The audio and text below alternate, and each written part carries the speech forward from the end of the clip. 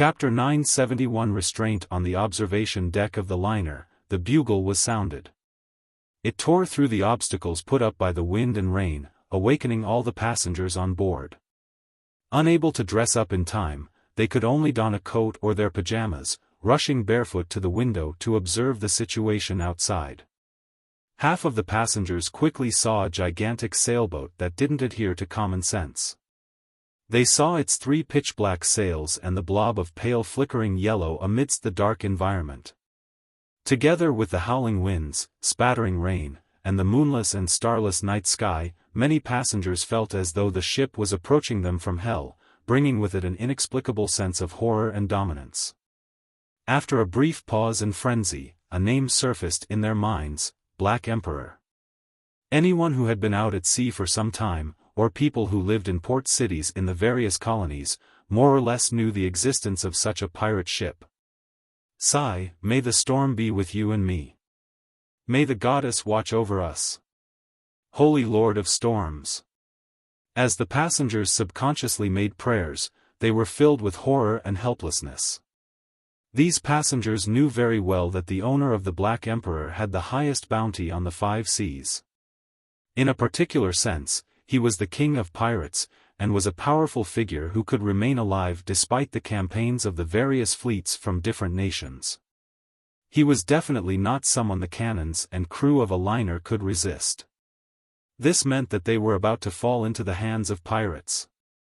Many women couldn't help but imagine being raped by the pirates and being sold to unfamiliar lands. Some trembled while others collapsed to the ground. Some rummaged for daggers or revolvers. It was unknown if they wanted to resist, or if they were unwilling to face the worst outcome. Having failed to find weapons, some moved a clothes rack to their side. The men didn't react any better. Apart from a number of them drawing weapons in a bid to organize themselves to resist, the remaining froze in a daze or sought places to hide. Others cursed the darn liner and the king of the 5 seas. Finally, the captain's voice boomed into the ears of every passenger via the broadcasting equipment or something else. Silence.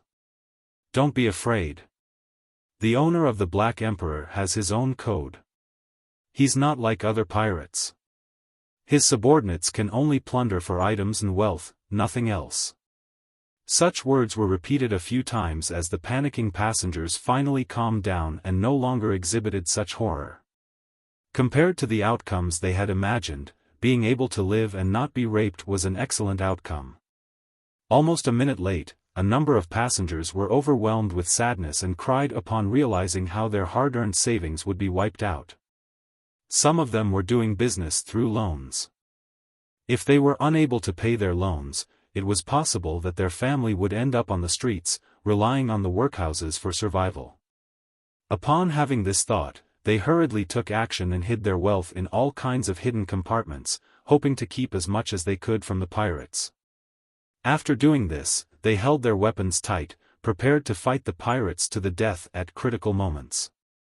Even feral beasts would fight back when cornered, why not humans? At this moment, many of the pirates on the Black Emperor were waiting by the broadside according to their orders. They were prepared to jump onto the prey once the distance was closed. Their second mate, Horror Viscount Bird Mustang, was holding a telescope as he observed the liner opposite him without much thought. He was inwardly calculating how much longer before the 2 ships met. This pirate, whose bounty had exceeded 10,000 pounds, wore an into-styled shirt with complicated patterns on his sleeves and collars. He donned a dark red captain's attire, as though he was awaiting the commencement of a ball, and not a pirate attack. Suddenly, his vision blurred and he could no longer see the liner. Bird Mustang hurriedly searched with his telescope, but regardless of the direction he aimed it at, there was nothing but stormy waves and red-headed sea eagles who enjoyed hunting fish during storms. Such a huge liner had vanished. The light in Bird Mustang's eyes flickered as he failed to make an accurate judgment. Where's the ship? Where did such a huge ship go? It was still around. The pirates on deck also noticed something amiss as they exclaimed. A ghost ship? No, There aren't any ghost ships with such a make. This is a steam and sail hybrid that got popular in recent decades. An illusion? Someone had hidden a liner with a large-scale illusion? An illusion at this scale has to have been done by a demigod. Bird Mustang's thoughts raced as he retracted his telescope and headed for the cabin. During this process, the distance he traveled seemed to distort. In about 8 steps, Bird Mustang covered quite a sizable distance and arrived in front of the captain's cabin. He reverently bowed and said, "Earl Nast, something abnormal has happened with the hunt." On the Black Emperor, King of the Five Seas, Nast continued, having himself addressed as an earl, as it was a title conferred upon him by Emperor Roselle. Of course, he had publicly announced that it was a matter of time before he established a pirate's kingdom, becoming a duke, king, or even an emperor. After a brief silence, a solemn voice sounded from the captain's cabin, "Circle around it. By your will." Bird Mustang didn't ask why, as he directly accepted the order. Of course, he could imagine the reason. Be it an illusion or not, to make such a huge steam and sail hybrid liner vanish from the scrutiny of hundreds of pirates, it was definitely not something a low or mid-sequence beyonder could accomplish. The ship definitely had a demigod or a powerhouse wielding a demigod-level sealed artifact. And to clash with an unknown demigod for an ordinary liner was definitely an irrational act. Even if the Earl of White Maple Nast, as the King of the Five Seas, he wouldn't do such rash acts unless there was something worth fighting for. From this angle, the demigod was only hiding on the liner and had not launched any counterattack. This also implied that he didn't wish to clash with the Black Emperor and the King of the Five Seas. Therefore, he had only exhibited his existence for shock and awe purposes. Bird Mustang immediately got the sailors to leave the broadside and turn the Black Emperor around. At this point, a huge and heavy red-headed sea eagle suddenly flew out of its flock and headed for the Black Emperor, spiraling above the ghost ship. Amidst the pirates' confusion, the red-headed sea eagle looked down upon the deck and spoke deeply in a human's voice, "I wish to meet the Earl of White Maple." Bird Mustang was taken aback for a second before he cast his eyes at the cabin. King of the Five Seas Nast's solemn voice sounded again. Instead of directly answering the sea eagle, he instructed his subordinates, "Let him in." Bird Mustang immediately followed the order as the sea eagle swooped down in the storm. Its body gradually changed and turned into a humanoid form. When it landed on the deck, it was no longer a red-headed sea eagle, but a man with a tall top hat and tuxedo. His face wore a feathered mask. Bird Mustang's eyes dilated slightly as though he was trying to take in the figure clearer. But no matter how much he observed it, he was unable to discover anything abnormal about this exaggerated man.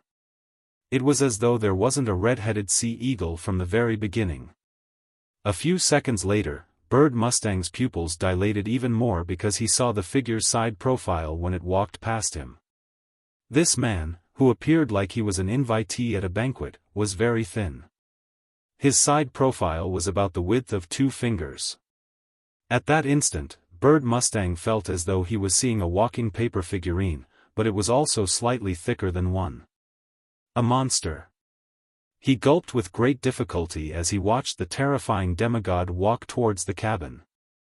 The pirates on deck quickly retreated and leaned against the shipboard as though a nightmare had just walked past them. To them, this abnormally proportioned man was something they had never seen before. It was more harrowing than the many monsters they had seen in the past. At the 3rd story of the cabin, outside the captain's cabin, Klein held the handle, twisted it, and opened the door.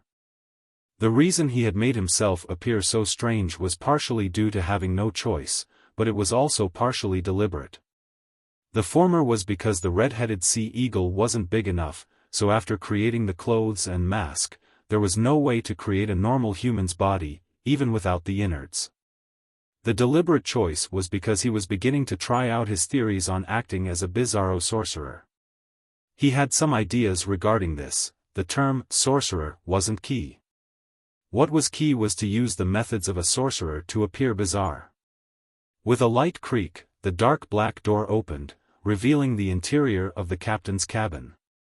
Candle lamps drooped down from above, with 41 on the left and 40 on the right in an asymmetrical manner. At the end of it, a black platform rose up, surrounding an iron-black chair. King of the Five Seas Nast's figure was relatively normal. He was slightly taller than 1.9 meters, unlike the non-human form which resembled a giant that Klein had previously encountered. He was still wearing a miniaturized crown with a black robe with silver ends. He had a squarish face with slight wrinkles. He had a short black mustache underneath his chin, and his black eyes swirled with a red glow. It made one bow their heads without realizing it. "I've never met you before," Nast said in a deep voice, "Mr. Bizarro Sorcerer."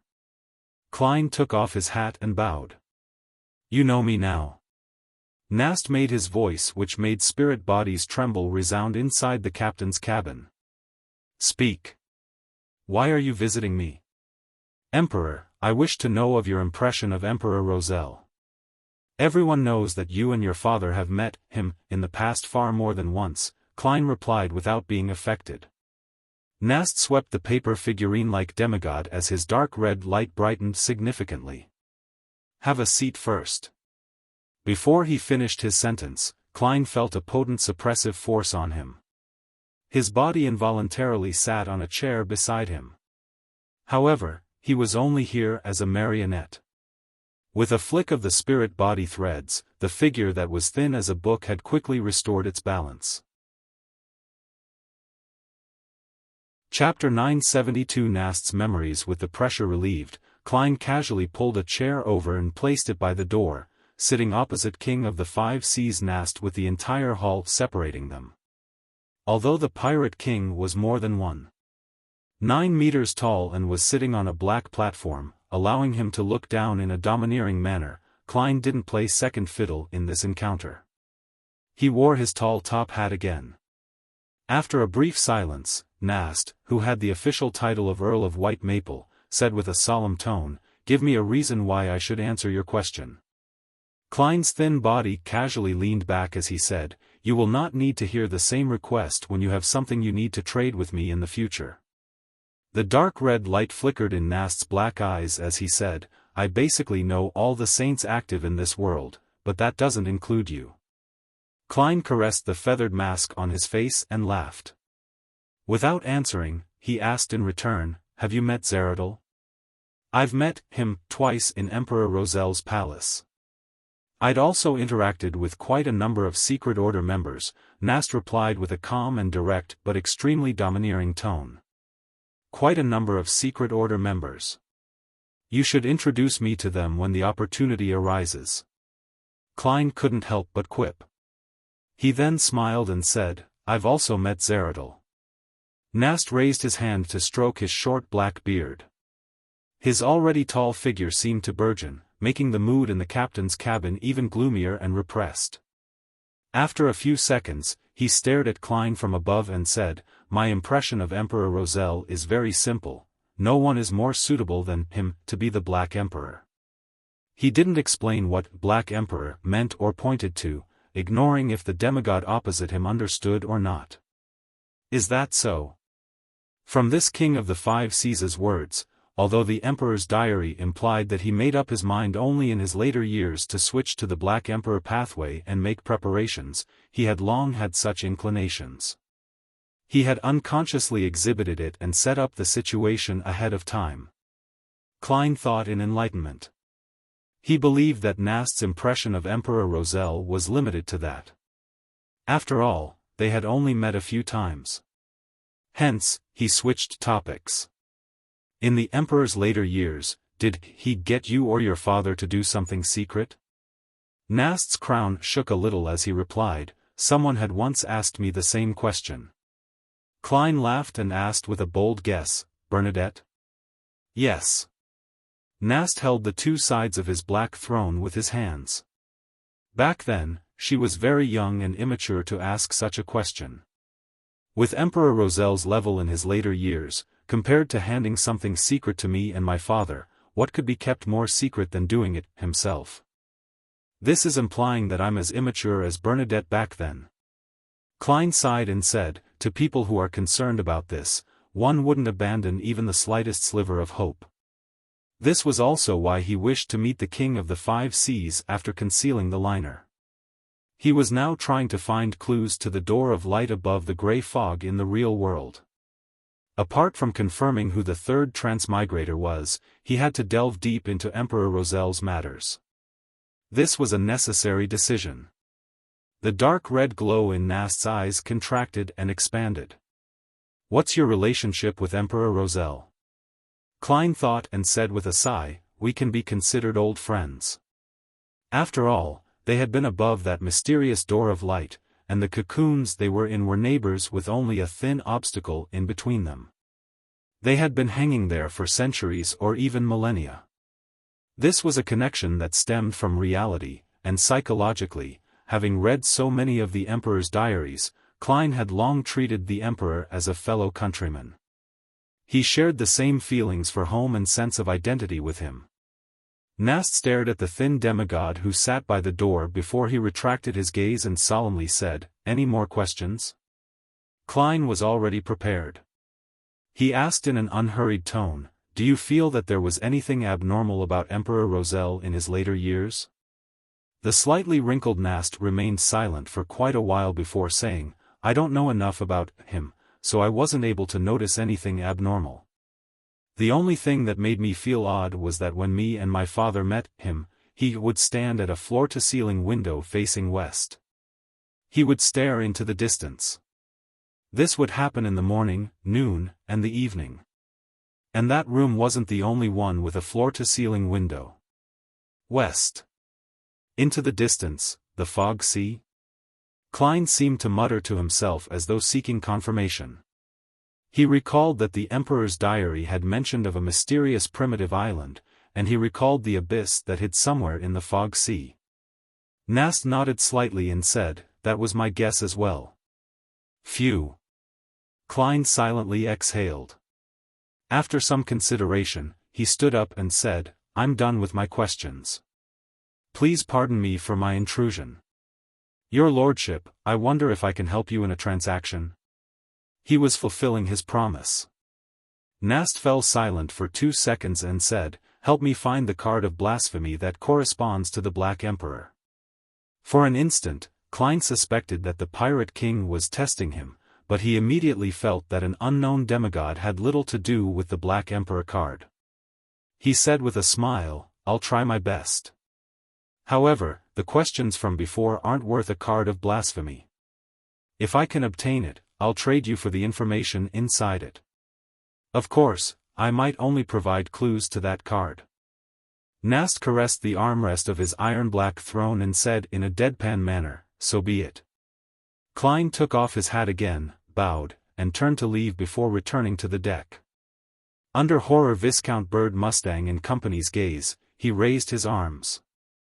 His body rapidly contracted as the feather mask on his face spread out.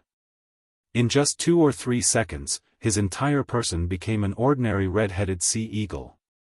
This sea eagle immediately flapped its wings, flying into the dark storm, vanishing from the sights of the pirates of the Black Emperor. That's a demigod. Bird Mustang looked into midair and sighed. Although making a further advancement at Sequence 5 increased the inclination towards madness and a loss of control, making it highly possible for Beyonders to fail their advancement, the title of being a demigod remained attractive. As long as one successfully took the step, they could attain godhood, allowing their life to undergo a fundamental change. Be it in terms of lifespan or powers, it far exceeded that of humans, allowing them to reign above all. On the liner, Klein abandoned his control over the red-headed sea eagle, allowing it to plunge into the sea to be fish food without anyone seeing it. And at this moment, the passengers on board felt high-strung because the Black Emperor was about to approach. In fact, this should have happened a few minutes ago, but for some reason, the Black Emperor had ignored the liner and headed forward. Yet, the liner didn't use this opportunity to escape, and it had instead circled around the Black Emperor, maintaining a few hundred meters from it. This bizarre situation continued for a while before it finally ended, leaving dozens of meters between the two ships. The Black Emperor passed the liner and steered into the stormy night without returning.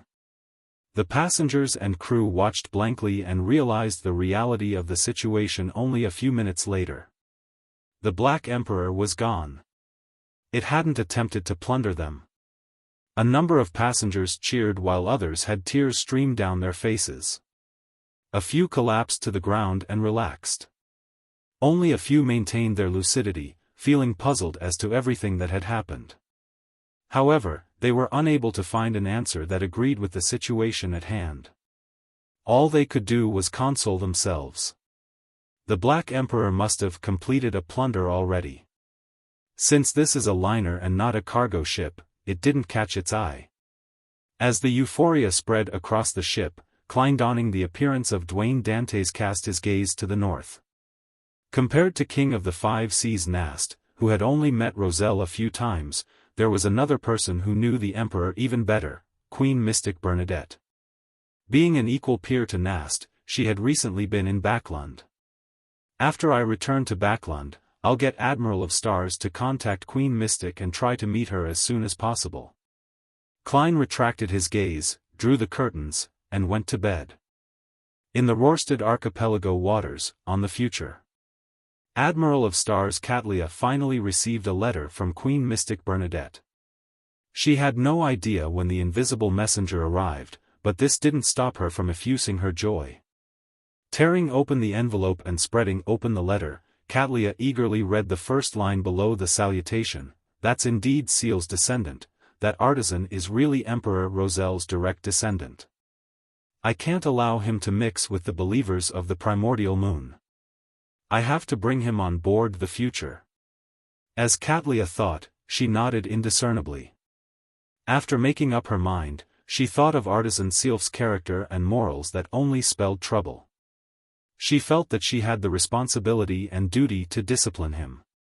Amidst her deliberation, she walked to the window of the captain's cabin and cast her gaze outside. After some searching, her gaze fell onto the shipboard where Frank Lee was munching on mushrooms. "Frank," Katlia shouted out with her normal tone. Frank, who had his sleeves rolled up, snapped out of his deep thought. "Captain, is there something?"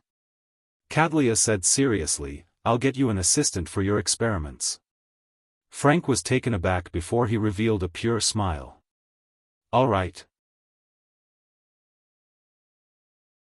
Chapter 973 New Angel. Upon seeing Frank's smile, Katlia had mixed feelings. She then retracted her gaze and turned it to the nearby fishing village where the future was docked.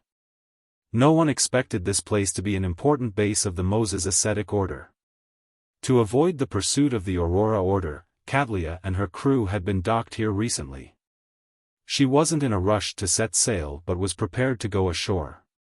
She planned on using the equipment in the fishing village to make contact with her subordinates who were monitoring artisan Sealf in Byam. Through that, she could confirm the situation and make plans. Only with this in place could the future set sail again, headed for the capital of the Rørsted Archipelago, Byam, that was several days away. In Backlund, the sky brightened especially early in July, but the overall temperature wasn't considered hot. It didn't even exceed 30 degrees Celsius. Emlyn wore a top hat to shelter him from the sunlight that penetrated the clouds as he disembarked a carriage and walked into the Harvest Church. Looking over, he saw the mountain-like Father Yutravsky, who wore a brown priest robe and a clergyman's bonnet. He was standing in front of the sacred emblem of life, preaching to the few believers that came to pray in the morning. Emlyn didn't take a second look as he walked straight to the back of the cathedral. He arrived in a room that he called his, and he familiarly changed into his priest robes. As he wiped the candle stands, he waited for the believers to leave. About 20 minutes later, he finally found an opportunity to sit beside Bishop Yutravsky and muttered to himself while looking at the sacred emblem of life, "Father, I have a question I would like to consult you about." The thin-browed, light blue-eyed Bishop Yutravsky with some clear wrinkles replied with a smile, "Go ahead." Emlyn held his breath and verbalized the words he had been thinking over the entire night. And I'm saying, if there's a distant relative who fools you, making you and your friend fall into danger and almost lose your life, and this matter isn't suitable in court, how would you punish him? Despite sitting down, Yutravsky remained like a hill. He said in a deep but gentle voice, "First, you have to confirm if the relative had made a mistake due to negligence, or if he had deliberately fooled you and lead you into a trap.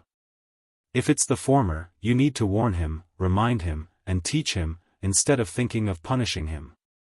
If it's the latter, you still need to confirm if this is the way he usually does things. If it is, then you need to eliminate him. Otherwise, he will definitely bring more harm to others, bringing harm to innocents. By ending his life and sending him back to the land, it will restart the cycle of life. It's a type of compassion and a type of purification, elimination. Father speaks of murder in a way that's more natural, mellow, and calmer than the world."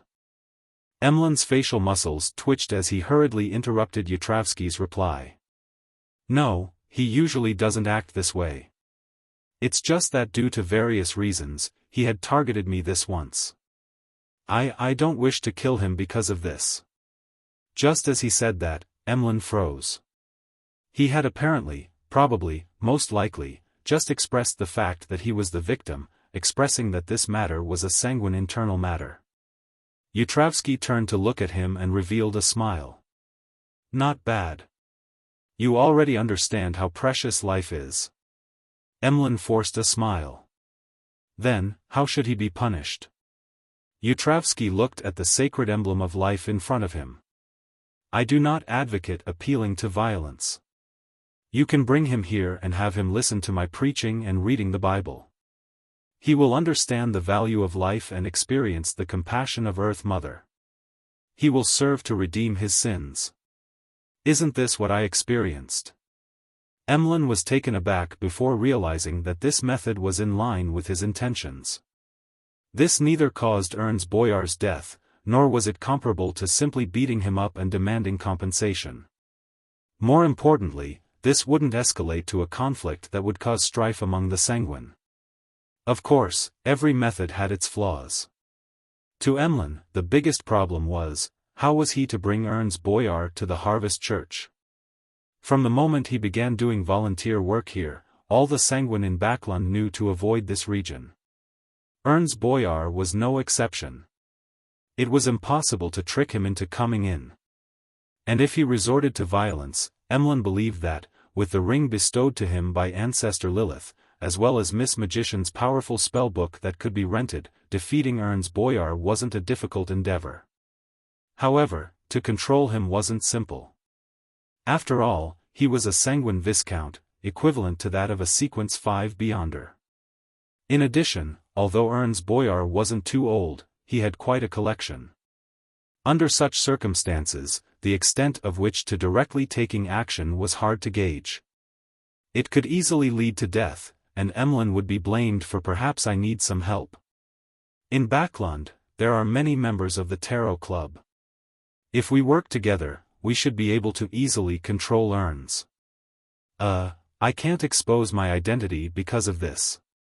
The cooperation should be done in stages, so that we don't have to meet." Amidst his thoughts, Emlyn had made his decision. He planned on assigning a mission during the tarot gathering next week in search for help. He nodded gently in response to Father Yutravsky's suggestion. "It sounds pretty good. I plan on making a decision a few days later after calming down." Father Yutravsky nodded and smiled. "Fruits are obtained from planting them. It's a long process that requires patience. From the looks of it, you have understood this point." "Of course, it's such a simple principle." Emlyn raised his chin slightly as he habitually clasped his hands and prayed to the sacred emblem of life. 22 Phelps Street, Lone Charity Bursary Foundation. Audrey placed a document in hand on the table and looked up at the wall clock in the director's office. She could hardly relax. She had already made an appointment with Escalante to head over to Stephen Hampers's residence in the afternoon. Clearly, this meant a test. If the psychology alchemists' team was careful enough, they would have already reported the news, and there might be a counselor secretly observing everything. Based on her current level and abilities, although Audrey was unable to determine how terrifying a high-sequence spectator was, she could imagine the kinds of performance they had in certain domains. This made her uncontrollably nervous, afraid that she would be seen through. In fact, I should have delayed it a little more. Although the time and the emotions I showed are in line with logic in psychology, delaying a meeting would definitely incur suspicion. But compared to a little bit of suspicion, it's more important to wait for Mr. World to return from the southern continent. That way, I can directly arrange for them to meet at the Foundation. I don't have to worry about a high-sequence spectator discovering anything. Sigh, Audrey, your plans weren't well thought enough. Audrey sighed silently and cast placate on herself to calm her emotions. After the afternoon, she wasn't in a rush to leave the Lone Charity Bursary Foundation. Sitting inside her office, she bowed her head, clasped her hands together, and softly prayed to Mr. Fool. After completing this, she got onto her carriage with Annie and Susie, heading for the residence of the furniture merchant, Stephen Hamprez. Just as the carriage began moving, Audrey suddenly saw a gorgeous beam of light appear. Amidst the beam of light, a 12-winged angel bathed with golden light descended. The wings, which were made of flames, had wrapped her in layers before they dissipated layer after layer. Audrey's vision quickly recovered as she swept her gaze past Annie and Susie through the corner of her eye in an unnoticeable manner. She realized that they hadn't noticed anything that had happened. It's a little different from the previous angel. With Mr. Fool's greater reawakening, his angels have also recovered further? As the corners of her lips quivered, Audrey wiped the smile from her face, her inner heart becoming abnormally firm. In less than half an hour, her carriage had stopped by Stephen Hamprez's door. After passing her hand to Annie, Audrey was helped down the carriage, and she walked straight to the door. She watched as her attendant pulled the doorbell. Before long, Escalante came to open the door. Like before, she directly brought Audrey to the activity room on the first floor. Annie and Susie were brought to the living room by the servants. Upon arriving at the activity room, Escalante reached out to hold the doorknob as she gestured for Audrey to enter. Audrey had a guess, but she didn't show it.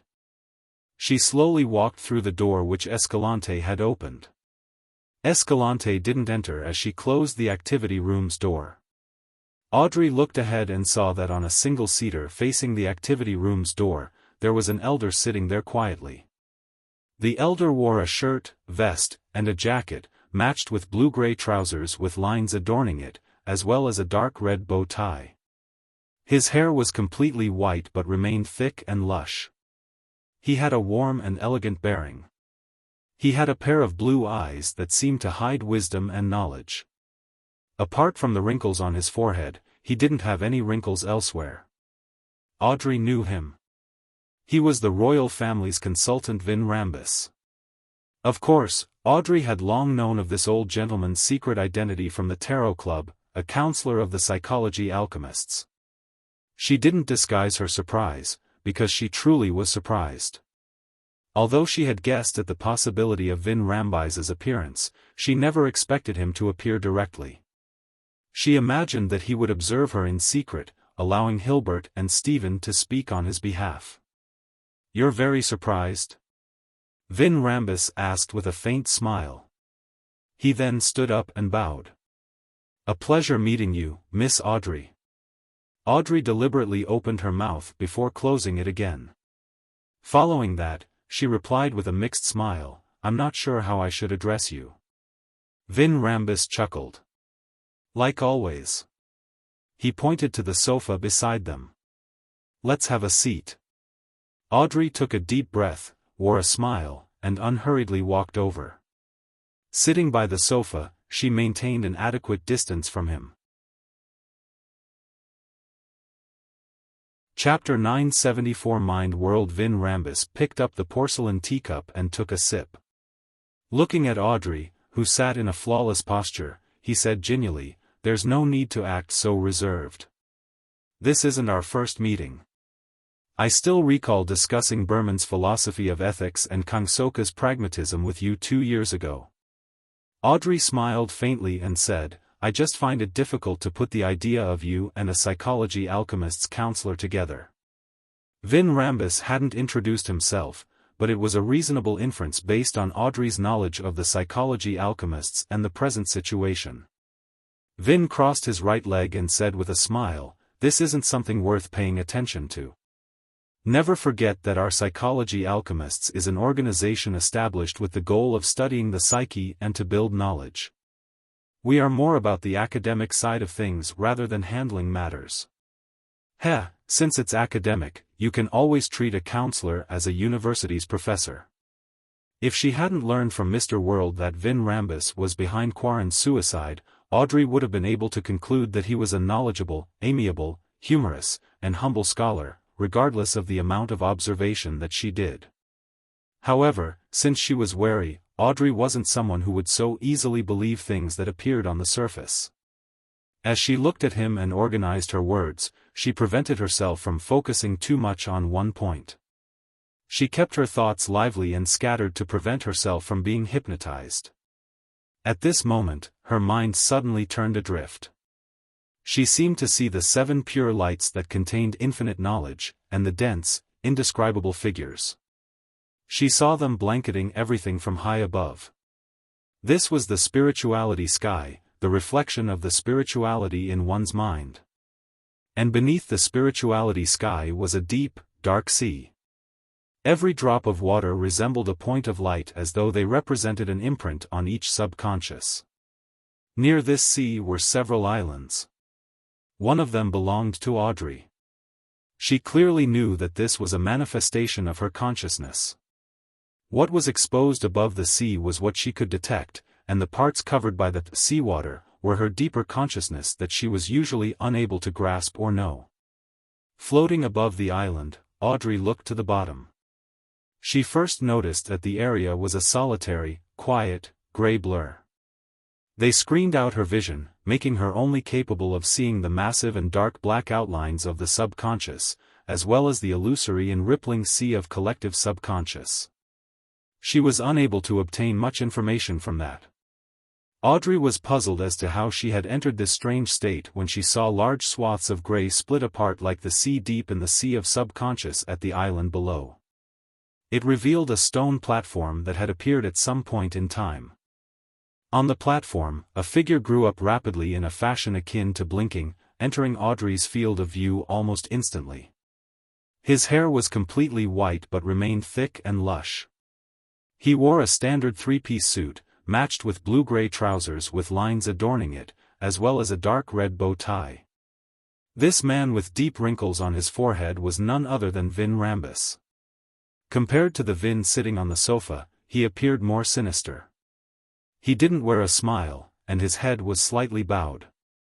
It was as though he was observing Audrey's subconscious that lay behind. In a few steps, he walked into Audrey's island of consciousness through the sea of collective subconscious. Then, he went from the subconscious to the area exposed above the sea like a silent visitor who didn't knock on the door or receive any permission. After arriving on the island, Vin Rambis raised his head. His facial skin was already covered in grayish-white scales.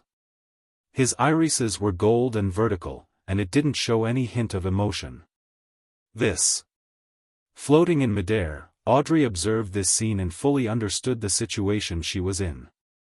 This was the world of the mind, a mind world formed by the spirituality sky, sea of collective subconscious, and the island of consciousness. Due to the blessings from Mr. Fool's angel, Vin Rambis's intrusion of my body of heart and mind and psyche through the sea of collective subconscious sounded alarms. That force has separated my most fundamental part of my self-conscious, allowing me to control everything on the island from the spirituality sky. Thus, I'm able to truly resist true forms of telepathy. How magical, no, how despicable of Vin Rambis. He's not polite at all. He intruded into my house without gaining any permission or providing any notification. Audrey grumbled in midair. After understanding her current situation, she secretly controlled the changes that were influencing the island while answering the casually seated Vin Rambus in the real world. I'm also very reserved when facing university professors. As she spoke, Audrey made her inner island mumble. This isn't a good analogy. As a elderly psychology alchemist's counselor, he should be a sequence 4 at least. This is a demigod, one that naturally makes one feel fear, awe, and reserved. On the sofa, Vin Rambus chuckled immediately. Then I won't be forcing you. I've heard about you from Hilbert. I heard that you've advanced from psychiatrist to hypnotist in a short few months. I'm very curious about how you did it. Oh, I've also heard of the answer you gave Escalante having the courage to make use of matters. However, I wish to hear something more detailed. At this moment, the Vin Rambus on Audrey's mind island was observing his surroundings with a deadpan expression, listening the resonating voice. Audrey was already prepared for this as she deliberately pretended to be organizing her words. After a few seconds, she said, "It's just the superficial meaning of having courage to make use of matter. Let's put it this way. In my future plans, I've always had one of my options being a psychiatrist. Since I've acquired the corresponding Beyonder powers, I was definitely very happy to try it out and help the people around me resolve their mental and psychological problems." While saying that, she showed some signs of embarrassment toward such actions that bordered on childishness. Her mind island faithfully reflected this. After a pause, Audrey continued, "During this process, I discovered that my control over the potion's powers became better until, one day, I felt something in me shatter and fuse into my blood. It also allowed me to vaguely see illusory stars." "Mr. Rambus, what does it represent?" For some reason, I firmly decided to become a hypnotist from that day. This might also be a cue from my subconscious." After saying that, Audrey deliberately stuck out her tongue on her mind island like when she was little, doing things she usually wouldn't do. It was a way to prove that she was feeling a little embarrassed because playing psychiatrist was no different from playing princess when she was little. And embarrassment often meant the truth. Vin Rambus nodded gently and said, "Very talented.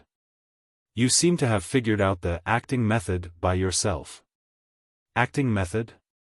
Audrey wore a surprised and blank look both inside and outside before coming to a realization. Vin Rambus said with a genial smile, "It's exactly as you think it is. By acting based on the potion's name, and concluding the corresponding principles, that will speed up the digestion of the potion. It is an effective method for reducing the negative influences. However, before Sequence 6, we do not teach it because we do not advocate members using this method to accelerate the digestion of their potions. Surprisingly, you have figured it out yourself. Why don't you advocate it?" Audrey asked sincerely out of curiosity. Vin Rambus sighed and said, "This will make the members not be themselves. Some might even be assimilated by the remnants of the potion. To put it simply, the first 3 sequences are for one to slowly grasp their powers and get used to being extraordinary. It allows one's subconscious to be deeper, become clearer, and turn more mature. It aids in resisting the subsequent problems that come from the acting method. Of course, I can only give my opinion on the spectator pathway. As for the other Beyonder pathways, I'm not too sure if they're the same. But clearly, pathways that focus on the domain of the mind would have some differences in the area of self-consciousness." Audrey was unable to determine the veracity of Vin Rambus's words. She felt that there was definitely some reason to it, but it was not entirely the truth. Little Sun mentioned before that one key thing to remember regarding the acting method is, remember that you're only acting. I find this more appropriate. Yes, I've been strictly abiding to it, and will keep doing so in the future. Audrey, you mustn't be careless. From this moment forth, you must put more emphasis on your self-consciousness. From Mr. Fool's point of view, this must be trivial and doesn't require additional emphasis since it's included in the statement of only acting. But to the ordinary person, perhaps it's relatively more important. As Audrey's thoughts raced, she asked, "Can you explain the acting method in more detail?" Vin Rambus explained it to her in a relatively more detailed manner before saying, "You are indeed talented and qualified to obtain the Sequence 5 Dreamwalker Potion formula, but before that, I'll give you several missions. This is out of fairness and also a form of training for you. This is because once you achieve Sequence 5, you will be leading 2 to 3 psychological discussion groups. Your every judgment and choice will influence the future and even the lives of the members beneath you. Therefore, we mustn't allow people who deeply lack experience in handling matters to advance to Sequence 5. Understandable." Audrey didn't object to it.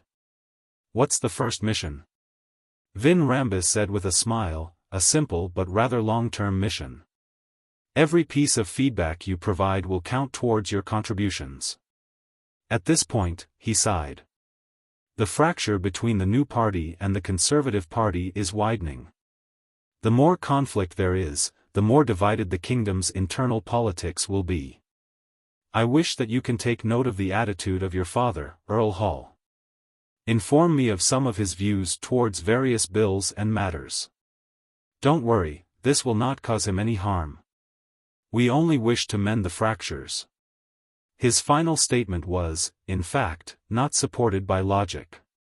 It was solely a promise.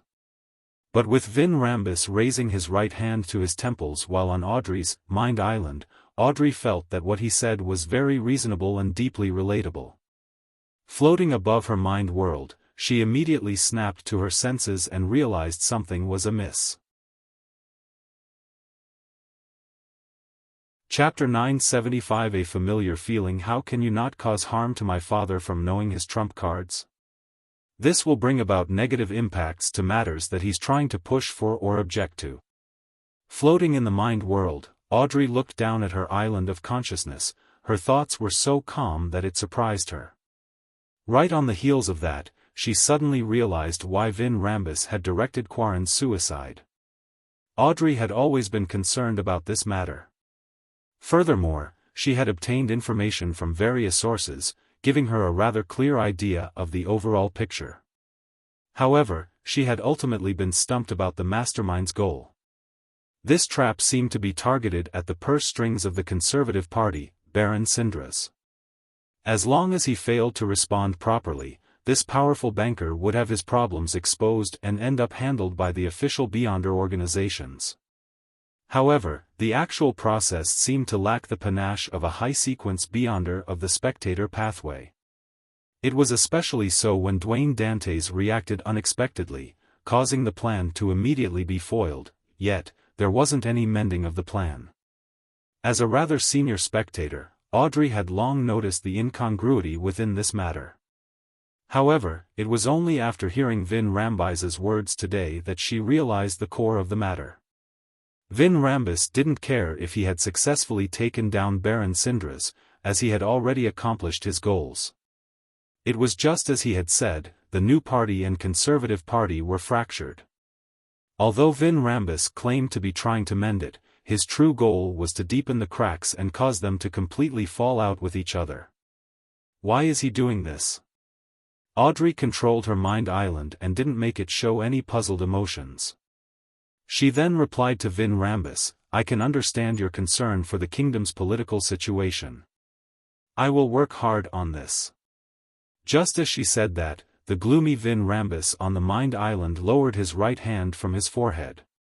Vin Rambus, who was sitting on a sofa in the real world, said with a gladdened smile, You are indeed a young noble lady filled with compassion. With that said, the old gentleman lowered his right leg, which was covered by grayish-blue trousers with lined patterns. He leaned forward slightly as his eyes grew darker. Due to your identity in daily environment, you shall forget about me. You will only remember Hilbert, Stephen, and Escalante. You will pass any information through them. When there are extremely pressing issues that need reporting, you will subconsciously visit me with the excuse of consulting me on some academic question. When you enter my room, your lost memories will recover." As Vin Rambus said those words, the him on Audrey's mind island opened his mouth and repeated the words. A rock took form and quickly plunged into the ground, sinking into the subconscious. At that moment, Audrey felt as though she had dissociated into two entities. One was a result of a mind island. She could no longer remember the appearance or name of the elder in front of her. She only knew that she had come to Stephen Hampers's residence and met a psychology alchemist's counselor where she received the approbation of the acting method and received a new mission. Another her floated beneath the spirituality sky, acutely aware of everything that had happened. However, there wasn't much emotional changes. It was more optimistic than gloomy. Audrey was certain that the one in midair was her true self-conscious. Therefore, she didn't feel confounded. With her as the true self, she controlled her other self and got up in a muddle. "Yes, sir." After answering him, she rapidly straightened her body, and like a puppet who was being controlled by invisible strings, she walked to the door and left. At the instant she closed the door, the her in the mind world sky and the her corresponding to the island of consciousness fused as one. There were no longer any differences. The two entities with certain memory discrepancies instantly fused together, giving Audrey a few seconds of confusion. However, with plenty of experience in treating people and hypnotizing others, she very quickly and skillfully identified the differences. She then reconstructed every detail from before. What powerful mind reading and hypnosis! He directly entered my body of heart and mind and even my soul body to exert influence via the sea of collective subconscious. Although Audrey had the blessings of the Fool's Angel, she felt that her recollections were like viewing old photographs. They were yellowed and faded, as though they were matters that happened years ago. I'll be able to do the same in the future. The blessings of Mr. Fool's Angel is really impressive. Humph, I'll only inform you of Father's take on unimportant matters. As Audrey's mind whirled, her mood turned for the better. Whoosh! The steam locomotive that spewed out copious amounts of smoke dragged its carriages as it chugged into Backlund. After traveling for days, Klein had finally returned to this capital of capitals. As Dwayne Dantes, Klein wore a top hat and a formal suit while holding a gold-inlaid cane. He slowly left the first-class cabin and firmly stood on the platform. Behind him was a man with mixed blood. He was about 1.75 meters tall, and he carried 2 luggage bags. He was none other than the marionette, Enzo. Of course, this winner had already changed his name to Anuni, which sounded more in line with the southern continent's traditions. In the future, he would be the go-to person to establish contact with the southern continent's clientele for the upstart tycoon and arms dealer, Dwayne Dantes. The non-crucial business would be handled by him, without needing Dwayne Dantes to personally head to East and West Balam. Of course, this was simply a disguise. In fact, Klein would be the one making the trip. He had decided to send believers to West Balam in the name of sea god Calvetua and get them to represent himself to complete some small-scale deals. After all, Danitz was an infamous pirate over the 5 seas, with a bounty exceeding £10,000. Furthermore, he had close ties with Gehrman Sparrow, and it easily incurred suspicion if he kept helping Dwayne Dantes. After leaving the station, Klein rode a carriage and returned to 160 Backlund Street. It was already dark by then. The street lamps on both sides of the street had already lit up, likewise for Dwayne Dantes's residence. Butler Walter and housekeeper Taneja led the male and female servants, as well as the gardener and coachman, out. They stood on both sides to welcome their employer back. After he arrived in Desi Bay and bought the train tickets, Klein had sent a telegram back to Backlund, informing his butler when he was returning. However, he had instructed him not to send the coachman to pick him up at the station. After all, this was an era when steam locomotives were often delayed. It wasn't impossible that its arrival would be delayed to the next morning. Glancing at his servants who stood with a standard, reverent pose, Klein secretly nodded and passed through them as he sighed inwardly. This does resemble the style of nobility. Even when the employer isn't around, the butler doesn't skive. When he arrived at the door, he nodded gently at Walter and Taneja before saying, "It must have been hard on you while I was away." "It's our duty," Walter and Taneja said with a bow. Klein then turned his gaze to his valet, Richardson. He realized that this good-looking mixed blood had a somewhat pale expression as he kept stealing glances at his employer's new valet, Enuni. Klein smirked inwardly as he nodded at him. "You did well. However, there's some business involving the southern continent that requires Enuni to handle it." "Oh yes, be Mr. Walter's assistant and help him in gathering information for a manor outside the city." "Assistant? Assistant butler?" Richardson was first taken aback before he replied in pleasant surprise, "Yes, sir." With this role, it meant that he had broken free from the constraints of being a valet. He had been promoted. Walter didn't ask about the manor in detail as he seriously arranged for his employer's settling in, bath, and meals. After all of this was done, he and Enuni sent Dwayne Dantes back to the third story before he asked, "Sir, do you plan on buying a manor in the suburbs of Backlund? What requirements do you have? Something not too expensive. Who knows how long I can use this identity for?" Klein inwardly gave a self-deprecating comment before deliberating. One with a vineyard and brewery. After completing the arms deal, he had already established himself in Backlund's high society and had earned a huge sum of money. Therefore, it was necessary for him to own a manor. He couldn't afford to not be capable of inviting his friends on a vacation and hunt in the suburbs when autumn and winter came. This was a faux pas that could easily make him be viewed with scorn. Furthermore, the manors in Backlund's suburbs were rather expensive. One could purchase a huge manor with rubber trees in places like Desi Bay for £8,000 to £10,000, but here, all he wanted was a vineyard and grain farm, with facilities like a brewery. "I will gather the information as soon as possible," Walter replied respectfully. He knew his employer was exhausted from his traveling, so after briefly informing him of the recent developments, he left the third story and busied himself on other matters. With the new valet's help, Klein changed his clothes and washed up. During this process, Klein, who had gotten accustomed to his godhood, couldn't help but lampoon. "If it wasn't because a marionette cannot be more than 1,000 meters from me, would I have changed valets? Despite being a tycoon, I still have to serve myself." Sigh. Amidst his sighs, he dismissed Winner and Nuni to the adjoining room and walked to the window. He looked at the lamplit Backlund, which resembled stars, as he allowed his thoughts to wander. "Next, my goal is MI9's Deputy Director, Brigadier General Konas Kilgore. As for the Captain of the Royal Guards, Viscount Stratford, I can leave him to the Demoness, Trissy. She has vanished for quite some time. I wonder what he has been busy with. I wonder if she has come up with a way to approach that Viscount. I had previously informed her that I have other matters to tend to and wasn't free via the method she gave me. I'll later have to confirm that I'm free now and can continue our previous cooperation effort." After a while, Klein reined in his thoughts and got into bed. Without the help of cogitation, he fell deep asleep. After an unknown period of time, he suddenly opened his eyes and sensed that someone had entered 160 Backlund Street. Here it comes again. Klein couldn't help but raise his hand to rub his temples.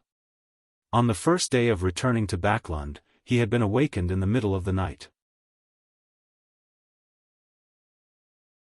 Chapter 976. Zealot dressed in pajamas, Klein didn't move.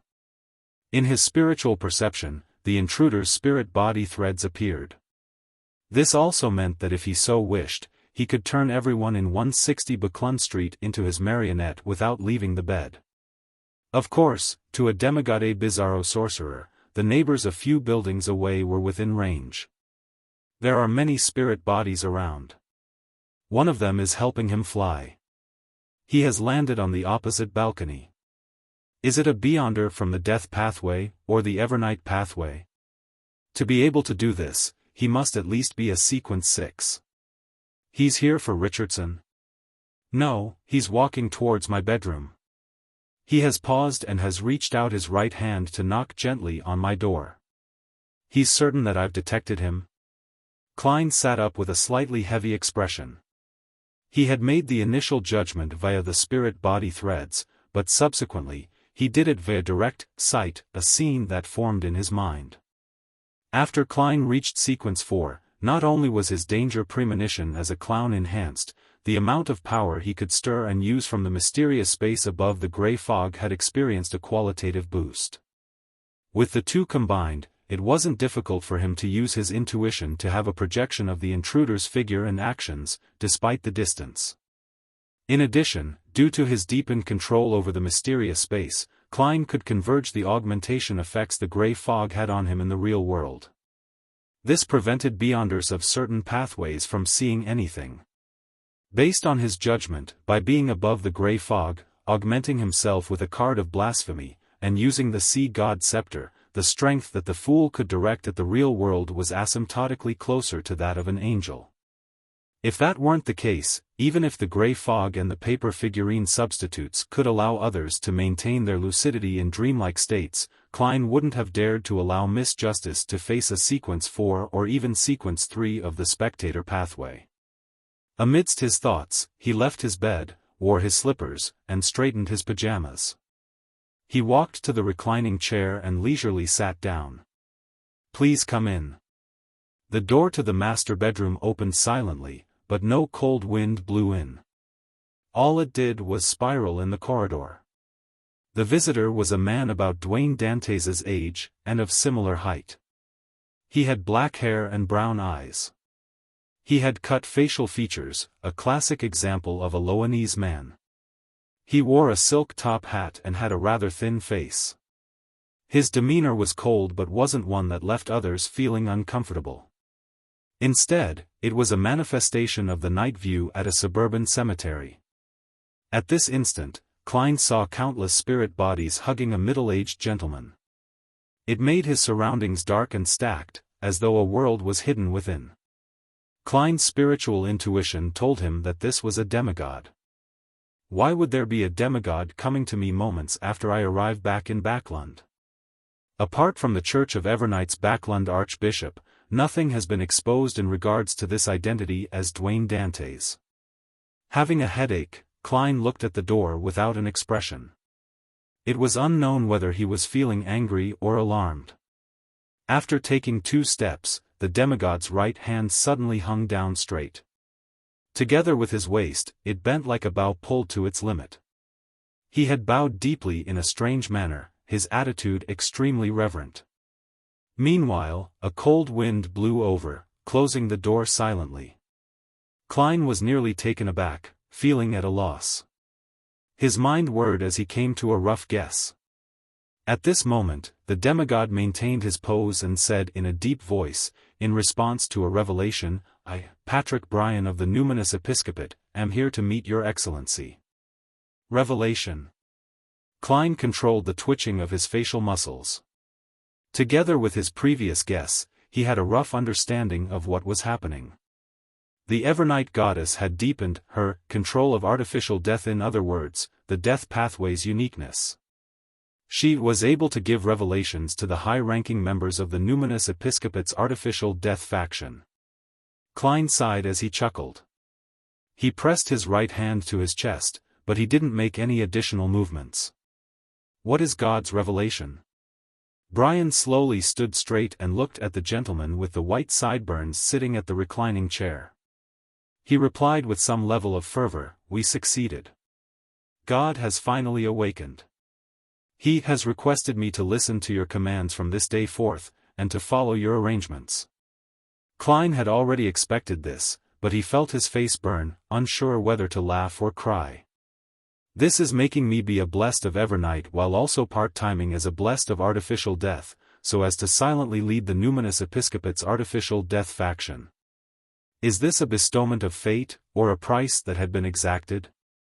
Since the goddess didn't get the church's archbishops or high-ranking deacons to handle this matter, it means that she wishes it to be kept confidential.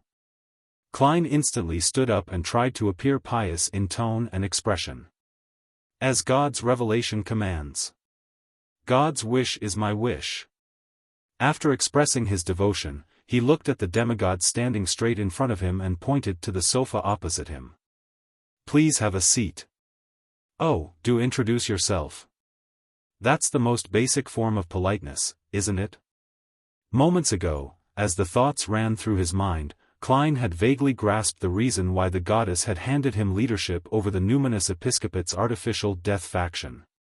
As Gehrman Sparrow, he had close connections with the death consul.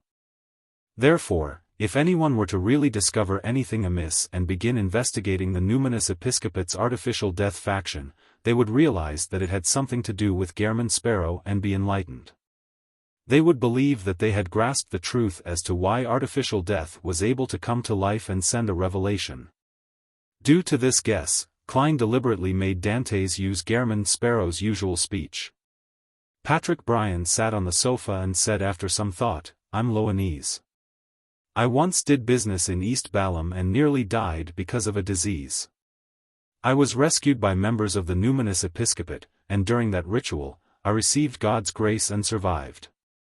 Later, I secretly changed my faith. The faction I'm in is always being vilified by the other members of the numinous episcopate. They believe that we're engaging in sacrilege, that we're in a bid to create a new death. But that's not the case. We firmly believe that God didn't perish at the end of the fourth epoch. He is merely asleep and requires certain things to be done in order to awaken. The facts have proven that we were right. You are witness to this. The ancient chronicles I received didn't say so. Those high-ranking members of the numinous episcopate are fully aware that they are emulating the matter of the hidden sage to create artificial death. Could it be that this gentleman in front of me isn't a core member of the numinous episcopate's artificial death faction? And he also lacks sufficient knowledge regarding the uniqueness? But how can a demigod not be a core member? Even if the numinous episcopate is a remnant of the Balam royal family in Death's church, with copious amounts of knowledge and powerhouses, there's no way they will let a demigod go to waste. Even the 7 Orthodox churches wouldn't do such a thing. Klein was extremely puzzled hearing this as he asked, "What about the other high-ranking members of your faction?" Patrick Bryan said with a reverent look, "When I joined the numinous episcopate, God had already awakened a little. This is all the work of the saints of the past. They had sacrificed themselves over the numerous rituals. Currently, we have a total of 3 saints and an angel. They are in East Balam while I'm in charge of Backlund matters. That's not right." Based on the information provided by Leonard, the numinous episcopate have their members split into many small teams in Backlund. They aren't aware of each other, and they only make contact with a specific person in the southern continent. There's no overall person in charge. Klein's first reaction was that Patrick Bryan was lying, but he immediately dismissed it. This was because it was something easily verifiable for a blessed who had been the focus of a revelation. He thought for a moment before he asked, "What's that angel's name? Where is he?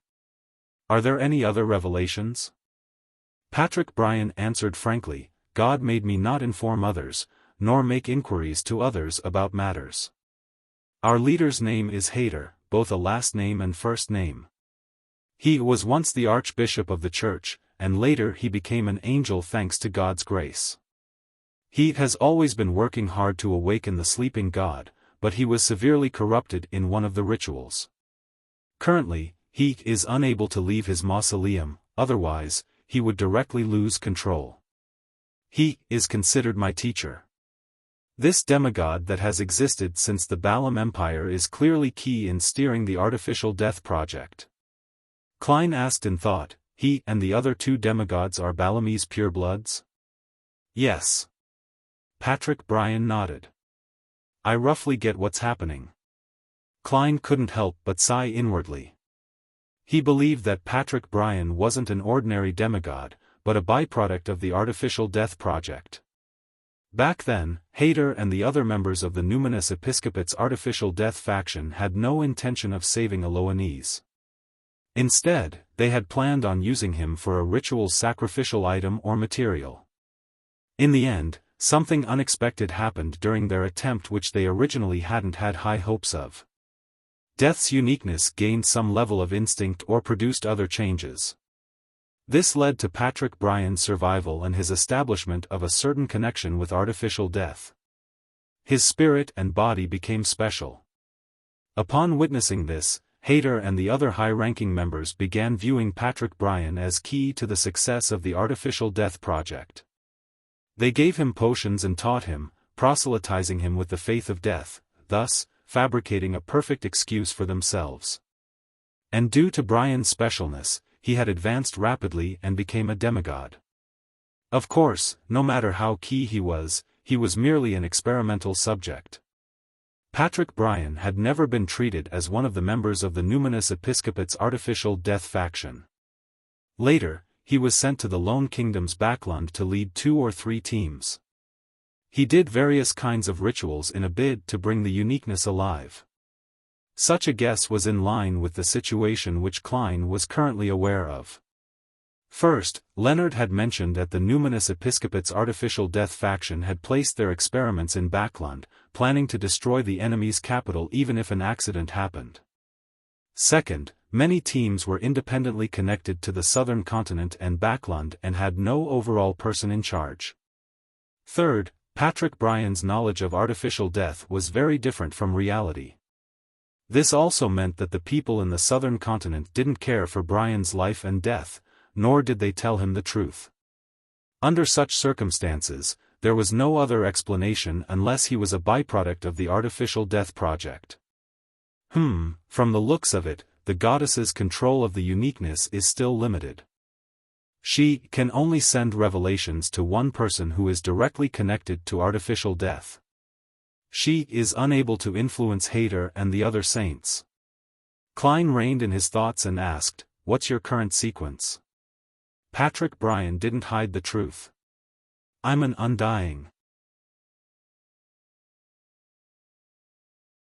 Chapter 977 First Sermon. Klein wasn't surprised at Patrick Bryan's answer. He nodded gently and said, "Which incarnation number are you at?" Based on what he knew, Undying died once every 60 years before reviving. They would then lose most of their memories, which needed to be slowly recollected. It was like the beginning of a new life. This was knowledge that came from the potion, so Patrick Bryan easily understood what the blessed meant. He deliberated over his words and said, "I'm not 50 yet. I haven't been an Undying for more than 10 years. Klein then asked, "When did you switch faiths to our Lord?" Here, Lord referred to the Lord of the Underworld. Bryan recalled for 2 to 3 seconds before he said, "I had just celebrated my 30th birthday back then. Stepping into the world of mystery at 30 and becoming a Beyonder. Becoming a sequence 4 demigod before 40. This speed either means shocking talent or that he's a blessed." Indeed, his spirit and body had been influenced by the death pathway's uniqueness during that ritual. As Klein listened, he became more certain of his theories from before. Of course, compared to how he had only taken a year to go from an ordinary person to a sequence 4 demigod, Patrick Bryan's advancement speed was nothing on this point. Klein didn't feel that there was anything to be poignant about, because he was truly a blessed. Furthermore, he had cheats far greater than one. The only problem was that he wasn't sure if everything that he had done was enough to exchange for something. After some thought, Klein asked, "What's your current public identity?" "I'm a businessman. I have 2 garment factories in Backland. On the surface, I believe in the Evernight goddess and am a supporter of the new party." Patrick Bryan introduced himself. Klein nearly let out a scoff as he continued, "How many Numinous Episcopate members do you have under you? What are they doing?" "Already prepared," Bryan answered eloquently, 2 teams, a total of 12 Beyonders. Some of them are working at my garment factory while others are in the watch and clock industry. All of them have their own formal occupations. Typically, they will be careful when proselytizing to the people around them. The progress on this is very slow, nor is it the main goal. We do not have more than 100 believers. Most of the time, they are searching for clues that God had left behind, as well as the different materials needed for the awakening ritual. With clues in hand, we will carry out operations. And once the materials are gathered, we will experiment in different awakening rituals and seek out the most effective one. I'm the main person behind this operation, and am also core to the rituals. You sound pretty proud of that. Klein asked about other matters and received detailed answers. Finally, he thought for a moment before saying with a stern expression, in accordance with the revelation from God, you are to heed my instructions from this moment forth. Patrick Bryan immediately got up and gave a solemn bow. Yes, Your Excellency. Klein nodded slightly and answered, first, stop all rituals and stop gathering materials. God has already partially awakened. He is in his recovery stage, so he isn't to be disturbed by a noise. From Klein's point of view, regardless of the changes in Bryan's awakening rituals, they were ultimately pointed at artificial death, the death pathway's uniqueness. This would only increase its chances of coming to life, making it disadvantageous for the goddess to deepen her control over it. And regardless if Klein was happy for this to happen or not, since the Evernight goddess had assigned Bryan to him, he had to make such arrangements. Patrick Bryan had zero doubts toward his explanation, because death had indeed awoken, and awakening rituals were, in essence, a form of disturbance. This undying thought before asking, Your Excellency, what should we do next? Klein smiled with approbation. Continue seeking out clues for things that God left behind. This will aid in his recovery. Upon saying that, Klein originally had a second request, but he was worried that there were too few clues to it, making it possible for the numinous episcopate members to stir up trouble with nothing to be done. He added, in addition, promote reading to all those around you and your subordinates, be it at the garment factory or elsewhere. Establish night schools or learning classes. Let the people around you extricate themselves from ignorance and savagery. To make it more convincing, Klein stretched out his right hand and pressed it to his chest. With abnormal piousness, he began preaching. God said one needs to understand the belief to believe. God said that to those who are lost, one has to first strengthen their body and arm his brain. This is because the kingdom, he promises, is one without ignorance and savagery. Patrick Bryan didn't doubt Dwayne Dantes' words, nor did he find it strange that such records weren't found in the numinous episcopate's Bible. This was because this person before him was God's blessed, a representative appointed by God. He earnestly nodded. I will heed God's teachings. May every spirit gain eternal life in God's kingdom. As he said that, he used the praying gesture that the numinous episcopate's artificial death faction used. It was to raise both hands high, thumbs facing each other as he held them at his forehead.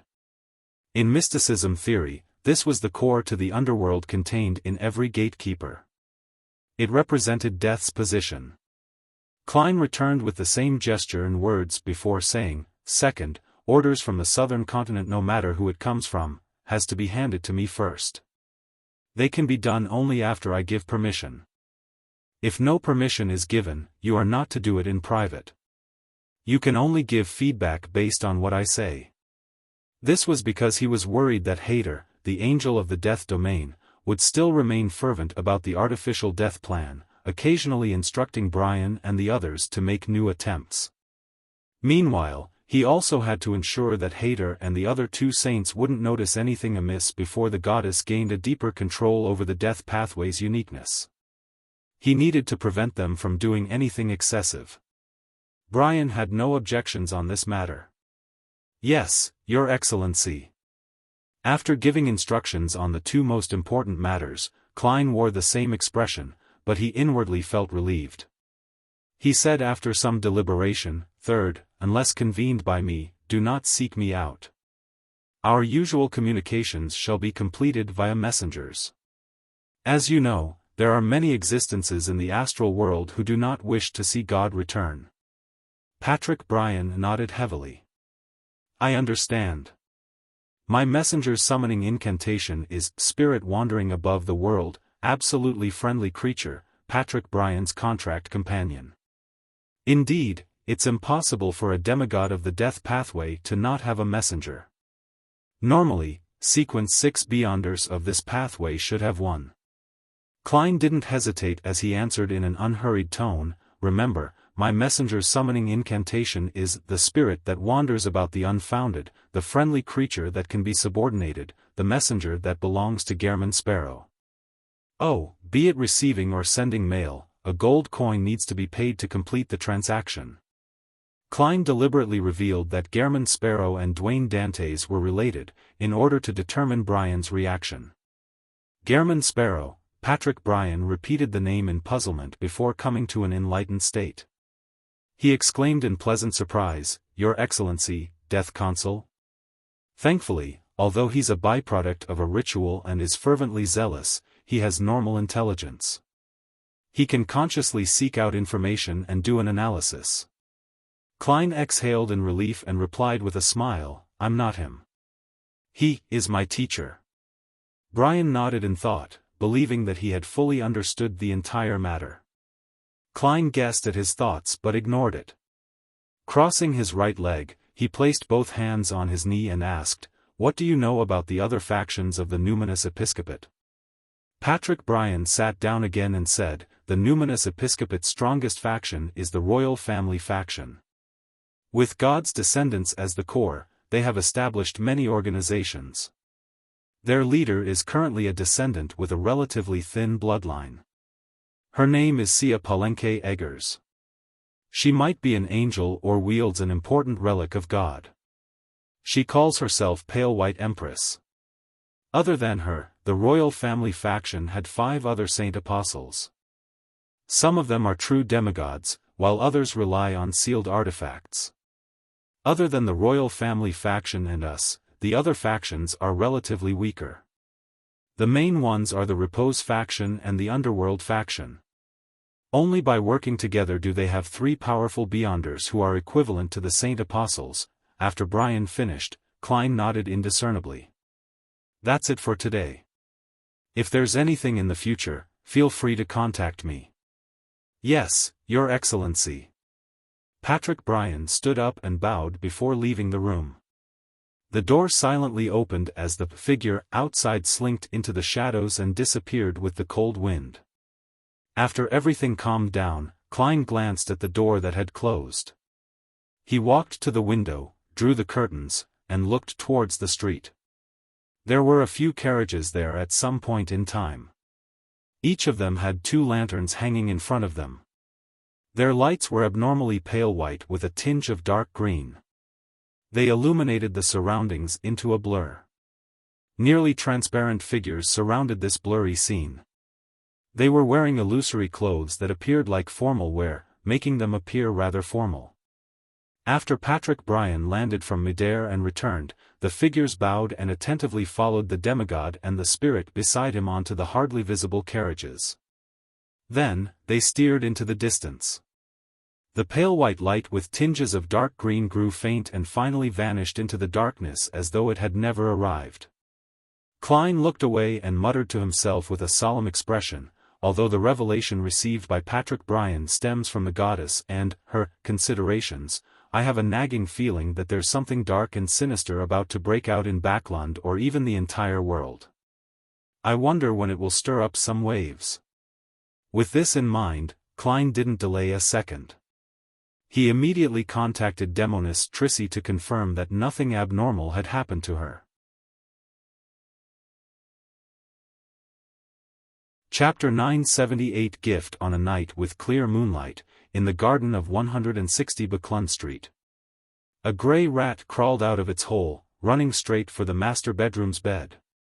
As a tiny, black, glue-like blob object floated down, the rat held it over its head like an acrobatic act. It quickly turned around, ran out of 160 Buckland Street, and headed for the sewer entrance. At this moment, the gray rat raised its torso up and reached out with two of its paws. They magically extended as blobs of flesh appeared on its forelimbs. Then, using its mutated front paws, it moved the manhole cover away without causing a sound. Without stopping at all, the gray rat headed straight down the sewers, going all the way to the spot where Demonis Trissy previously hid. It kept digging in a corner until it excavated a mirror fragment from the soil. Having done that, the gray rat threw the black, sticky object over its head to the side where it was relatively clean. It then retreated to a corner, allowing its body to stretch and turn into a middle-aged man wearing a dark red coat and a triangular hat. He was none other than Admiral of Blood, who had previously been active at sea. However, this seigneur, along with his clothes and body, was just a thin layer, akin to a figurine cut from paper. "This rat is quite fat," Admiral of Blood stroked his chin, but his paper figurine-like body nearly flew up as a result of the cold draft in the sewers. The person who spoke was none other than Klein. He was inside his master bedroom, turning a rat into his marionette by controlling its spirit body threads. He then made it carry the ritual materials and head down the sewers to contact Demonis Trissy. Seigneur, whose arms were flailing about due to the draft, bent down and picked up the sticky blob. This was the remains of Trissy's lock of hair after she burned it with black flames. It could be used for a communication ritual. Right on the heels of that, he wiped the mirror fragment clean and smeared the material onto it. After this step, Klein made his marionette take 2 steps back from the mirror. With a smacking sound, Seigneur was plastered to the mossy wall like an oil painting East Borough. In a room with thick curtains that left it almost dark. Raven black, slimy tentacles coiled together, forming a huge sphere. And at the end of these tentacles, there were either eyes with clear blacks and whites embedded in them, or there were venomous snake heads attached there. The latter opened their mouths slightly as they shot out their tongues in a rather strange fashion. It was quite a harrowing scene. Suddenly, they flailed up or retracted as the sphere crumbled, layer after layer. Enveloped in the middle of a sphere was a curled-up girl. She had abnormally sweet looks, but her brows were tightly furrowed. Her expression looked slightly warped due to the pain, a look that stirred up one's sense of pity. The slimy and disgusting tentacles retracted and shrank, finally turning back into their original form, strands of raven black hair. The expression of the girl with soft, long hair soothed as she slowly got up and walked to the side of a tiny bed she had partitioned out. Picking up the sleeping gown that had fallen to the ground, she draped it over her. Then, she curled her black hair and came in front of the full-body mirror. Reaching out her right hand, she swiped across it. A black flame burst forth as it burned quietly in the air before being extinguished. It left behind a mirror that had turned dark and profound. In the mirror, lights drifted and rapidly presented the sewers filled with dirty slush. Thinly plastered to the wall was a middle-aged man with an old triangular hat and dark red coat. He was looking down on the girl across an unknown distance, like a famous painting. The girl with the round face and thin eyes watched in silence before laughing. As her smile bloomed, the dark room seemed to instantly brighten. She then lightly opened her mouth and said in jest, "Mr. Gehrman Sparrow, is this your craziness and cruelty as the strongest adventurer? Or is it the case where I'm only acquainted with a clown?" Klein wasn't surprised that Trissy had recognized him as Gehrman Sparrow. After all, he had previously met her in the image of Admiral of Blood Seigneur, and this pirate admiral had long been hunted by Gehrman Sparrow. Back then, Trissy was hiding in the sewers due to an injury and was focused on revenge, preventing her from being kept abreast of the news at sea. It was rather unsurprising for her to be unaware of Admiral of Blood's demise, but things were different after she finished recuperating and left the area. She would have been a terrible assassin and instigator if she hadn't investigated her partner. Clearly, Trissy's past actions indicated that, despite being evil, it didn't discount her intelligence. Klein didn't argue as he controlled the paper figurine-like seigneur to smile and simply reply, "Why can't clowns be crazy and cruel?" Without waiting for Trissy's answer, he said, "Any progress on your investigations into the captain of the Royal Guards?" Trissy's expression turned slightly gloomy as she said, "It will need another month at the very least for any results. It might even take 2. If you need help, you can seek me out," Klein emphasized again. Trissy scoffed and said, "In Backland, in this game, strength isn't able to resolve every problem. Of course, I've never wasted the opportunity to use others. Mr. Gehrman Sparrow, since there's no need to hide your identity, can you give me a more convenient method of contact?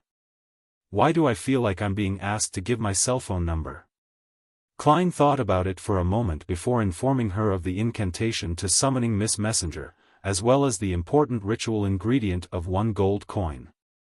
Trissy didn't speak further. Reaching out her right hand, she tapped on the mirror's surface. The black flames burst before disappearing, restoring the full-body mirror to normal.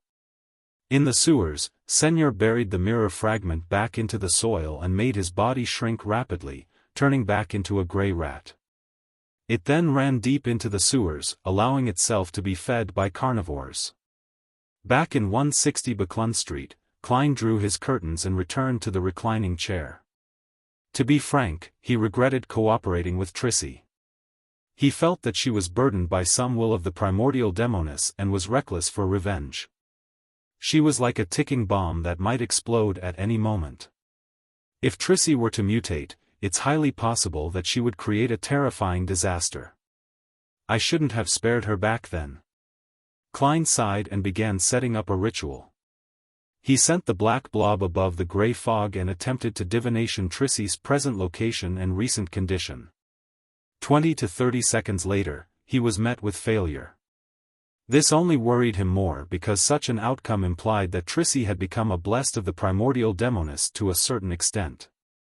The next afternoon, Klein, who had had breakfast, began instructing butler Walter and the newly appointed butler assistant, Richardson, to deliver the gifts he had brought from the southern continent. This filled an entire luggage bag, of which included Fermo coffee beans, East Balam tobacco, River Valley's grape wine, and human bone sculptures. They were to be gifted to the different neighbors around the neighborhood as a sign of goodwill from Dwayne Dantes. It was also to announce his return to the social scene.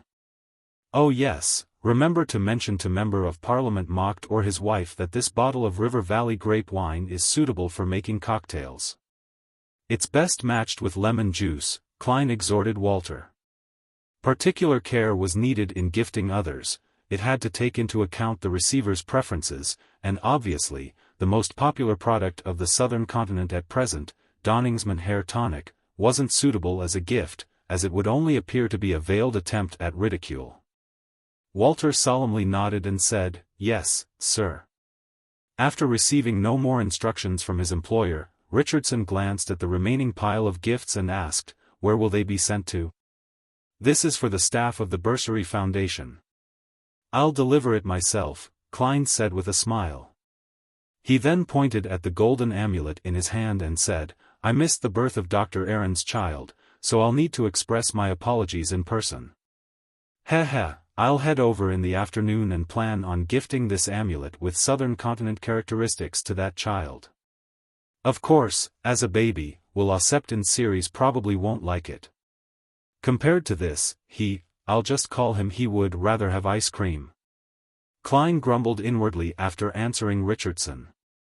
After the butler and Richardson left, bringing gifts and male servants to the different neighbors, Klein got into his carriage and headed straight for the Lone Charity Bursary Foundation at 22 Phelps Street. After alighting, he headed forward with his valet, Anuni, carrying plenty of gifts behind him. Along the way, he greeted and gifted any members of the staff he saw. Soon, Klein arrived at the second story and arrived at one of the director's office. He knocked gently on the door. "Please come in." Audrey Hall's gentle voice sounded. As a rather senior spectator, she had already noticed that Mr. Dwayne Dantes had come to the Lone Charity Bursary Foundation. She had been patiently waiting for him. Klein pushed the door and entered, taking out a small gift box from his inner pocket before saying with a warm smile, I've returned from the southern continent. Well, my business went very smoothly. I brought some gifts for everyone, hoping to share my happiness with everyone. He had specially mentioned this to indicate to Miss Justice that he remembered her request. You leave me no reason to decline it, Audrey said with an expectant smile. This didn't mean that she cared for the gift Mr. World gave, but more a result of being curious as to what Mr. World would give. After receiving the gift box, she tore open the wrapping in front of Dwayne Dantes and discovered an accessory with a white feather adorned with pale yellow patterns as its highlight. This is a decorative ribbon, Klein explained. People of certain social standing in East Balam will enjoy wearing items with such white feathers on various parts of their body. Out of all the places, it's considered most noble and meaningful to attach it to a hat. This is said to be a tradition from the worship of feathered serpents. Feathered serpents are symbols for death over there. And the feather he got a southern continent craftsman to craft into the hat was a byproduct of the artificial death project. It could be sacrificed. Klein had once obtained 3 of them. He had used one in Biam by using the copper whistle messenger and summoning the mutated monster which was corrupted by artificial death. The other was sacrificed to artificial death in the southern continent, allowing him to receive the revelation of Ince Zangwil being possessed by an evil spirit. This was the last feather. As the present artificial death was equivalent to the Evernight goddess to a certain extent, Klein, who was clearly a blessed, didn't need to carry out such acts in subsequent rituals. He could use other materials to replace the feather, so he decided to turn the remaining one into a gift for Miss Justice. After all, she was also a believer of Evernight, and she might be able to contact artificial death at some critical moment. Audrey held her present with a smile as she silently listened to Dwayne Dantes's description. For some baffling reason, an idea flashed in her mind. Don't tell me Mr. World really plucked a feathered serpent's feather for this hat. Chapter 979 Joy of Life. The traditions in the southern continent are really different from ours. Audrey looked down at the feathered cap in the gift box as she marveled, but it's in line with my taste. The latter half of her sentence was partially genuine and partially out of politeness.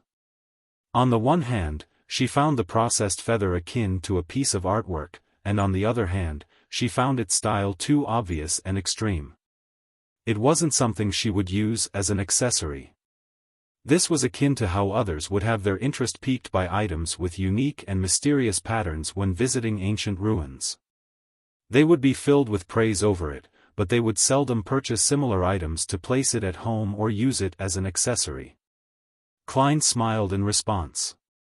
There are also many stark differences amongst the southern continent traditions. It's almost completely different in East Balam from the highlands and river valley. Of course, they also have their similarities such as their adoration of gold. They believe that this metal possesses magical powers.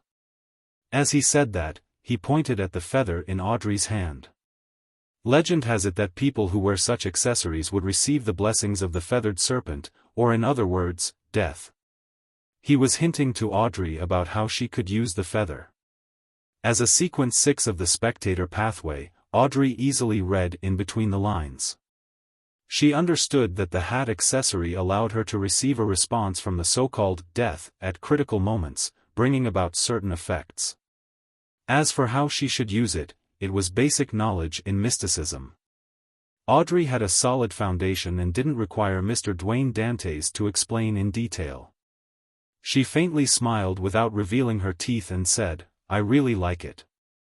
I will attach it to my hat in appropriate situations. Not bad. It's so easy talking to spectators. Klein returned with a smile and pointed at the door. I still have presents to hand out. You will be the most welcomed person here today, Audrey replied with a smile, a euphemistic way of expressing her gratitude. Meanwhile, she was a little vexed. She was hesitant about finding an opportunity to inform Mr. World, who had been embroiled in Quarren's suicide, about Vin Rambus. He had shown some deep interest and importance on the matter. Oh, it's almost Monday. I'll leave it until the tarot gathering. It will be much easier to communicate when the time comes. I can also seek advice from Mr. Hanged Man and Ma'am Hermit on how to deal with my current situation, especially the problem of being wary against the cues and hypnotism from a high-sequence beyonder. After all, I can't always pray to Mr. Fool ahead of time to receive an angel's blessing.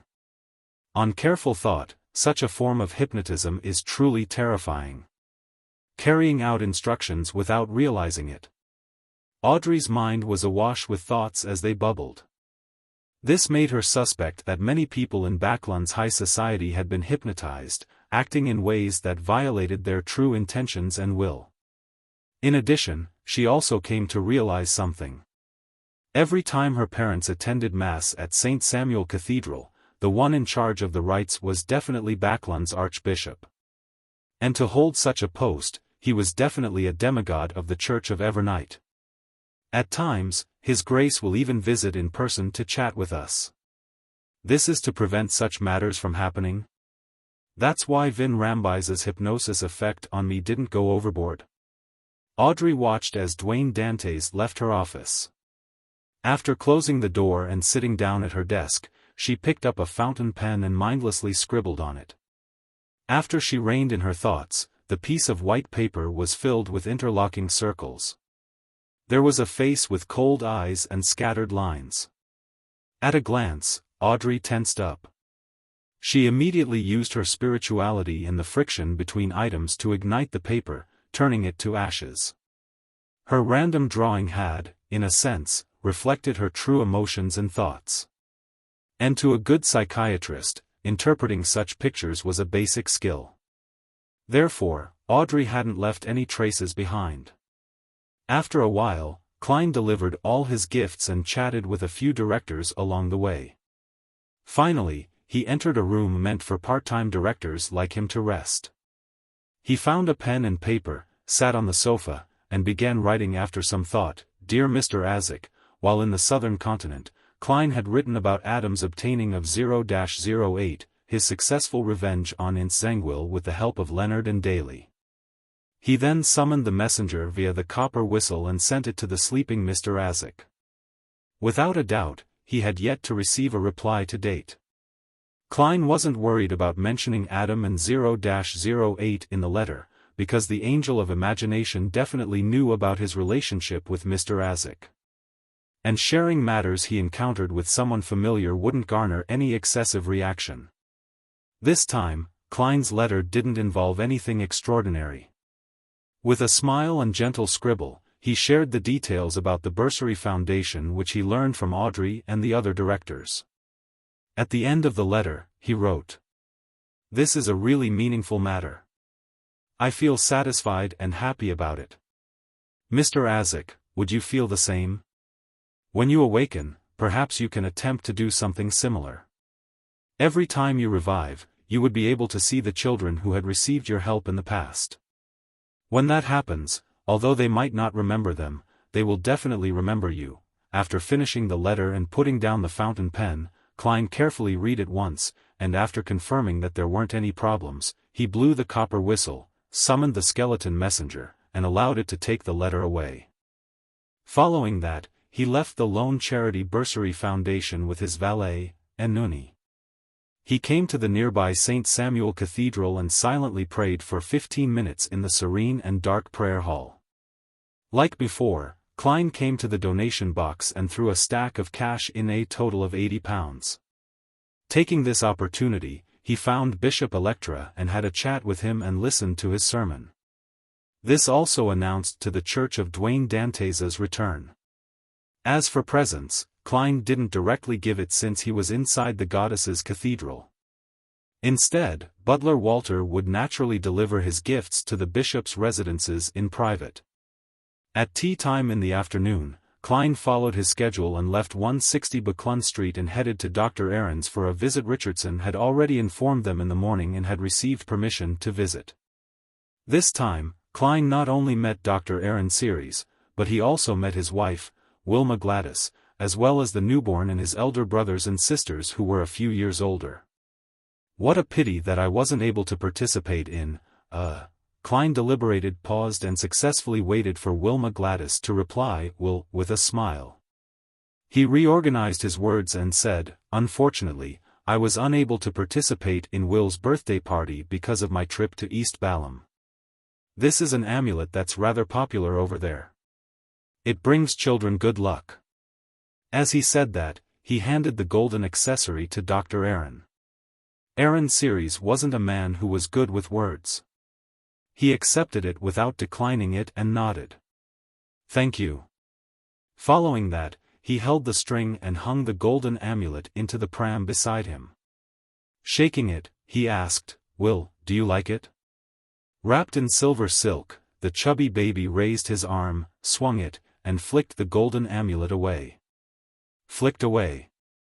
The mood instantly turned a little awkward in the activity room. Klein chuckled and broke the silence. This is a reaction all kids have. At this moment, a maid had delivered the 3-layered tray for high tea, allowing the hosts and the guests to switch topics of conversation, allowing the mood to return to normal. As Klein drank his black tea and ate the pastry, he began talking about all kinds of interesting customs in East and West Balam. It left the couple and their 2 other children intrigued as they would question him from time to time. During this process, Klein suddenly turned to face the pram and asked with a smile, You don't seem to enjoy my present? As he spoke, nothing abnormal happened to the couple and the rest of the people in the activity room as they continued wearing attentive looks. In the illusion Klein created, he hadn't finished his recount. Will Septon, who had fleshy arms, scoffed as he said with a childlike voice, What's the point in having such gifts? You might as well give me gwater. At the very least, that can be drunk. Klein smiled as he shook his head and said, I have some news for you. Ouroboros was injured by a particular person and will likely not be able to continue seeking you out for the time being. He didn't dare mention Adam's name or title. He didn't even think about it, afraid that the leader of the Twilight Hermit Order would notice it, thus, discovering Snake of Fate Will Septon's location. As for a description like Amon's brother, Klein had temporarily avoided using it. He had no idea if Amon was still in Backlund and if the frequent mention of the Angel of Time's name would result in a crossing of fate. However, Klein believed that the Snake of Fate was likely to guess who had injured the Angel of Fate. This was because the only ones who remained active in the real world and were of a higher level than Ouroboros were limited to Amon and Adam. He had used the words, particular person, to eliminate the possibility of the assumption of the besieging of several angels or the use of Grade O sealed artifacts. Will Septon fell silent for a moment and said, I did tell you that the deviation in your fate is a good thing in the long term. After exchanging information, Klein was about to dispel the illusion when he suddenly heard Will Septon quip, Oh, I suddenly have a craving for gwater, especially if it's iced. Such beverages aren't good for a baby. Klein wore a serious look as he dispelled the illusion, reaching out his hand to receive the cup of ice cream a maid had delivered. Then, under Aaron's and Wilma's watch, he scooped some ice cream with the silver spoon and teased the baby with a smile, Will, do you want some? Do you want some? Ma'am Wilma immediately chuckled. Our Will doesn't enjoy that. Just as she said that, Klein stuffed the spoon of ice cream into his mouth. Wah! The baby in the pram immediately let out a loud cry.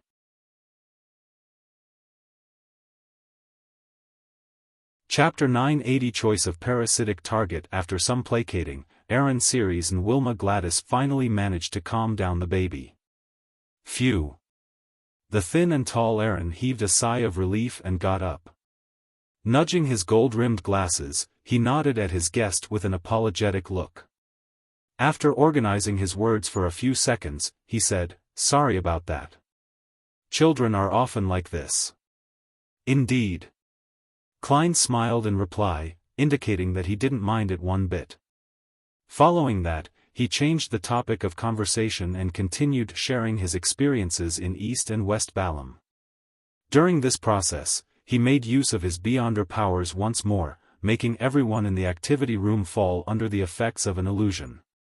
Then, he picked up the ice cream which he hadn't finished, changed the spoon and got up with a smile. Walking to the pram, he asked gently, "Will, do you want some?" Without waiting for the chubby fellow wrapped in silver silk to reply, he said with a gentle tone, "You're born now and should be able to fold a paper crane. This way, I don't have to visit often. You should know how suspicious it is." Will Ossepton Series glared at him without giving him a reply. Klein didn't flinch as he took out a piece of high-quality paper and placed it in the pram. Then, he bent down, scooping out some ice cream. A price is always exacted for what fate bestows, isn't it? Klein chuckled as he swished the spoon in his hand. In the pram, Will raised his left hand, wiping the tears that hadn't dried from his face, and mumbled, "For beyonders of the fate pathway, the exacted price needs to be paid first before awaiting bestowment." With that said, the chubby baby grabbed the piece of paper and folded a paper crane with great difficulty. Klein stood in front of the pram and maintained the stability of the spoon, watching this scene with a smile. A carriage set off from Pinster Street and headed for St. Samuel Cathedral. While passing by 160 Buckland Street, Leonard Mitchell looked out the window and seemingly muttered to himself, "Dwayne Dantes is back as well." The slightly aged voice rang out in his mind, "Fate will ultimately intertwine. Old man, you're becoming more of a charlatan after you woke up." Leonard couldn't help but mock. Pallas Zoroast chuckled without a reply. After coming to St. Samuel Cathedral, Leonard entered the study of Buckland's Archbishop, St. Anthony, under a priest's lead. Anthony Stevenson was wearing a black robe with red hues. His eyes were deep and his face clean-shaven. Standing by a cupboard, the shadow created seemed like an unknown existence that observed everything from the darkness. It stirred fear into anyone. "Your Grace, you summoned me?" Although Leonard had already anticipated it, he still bowed in a rather lacking manner.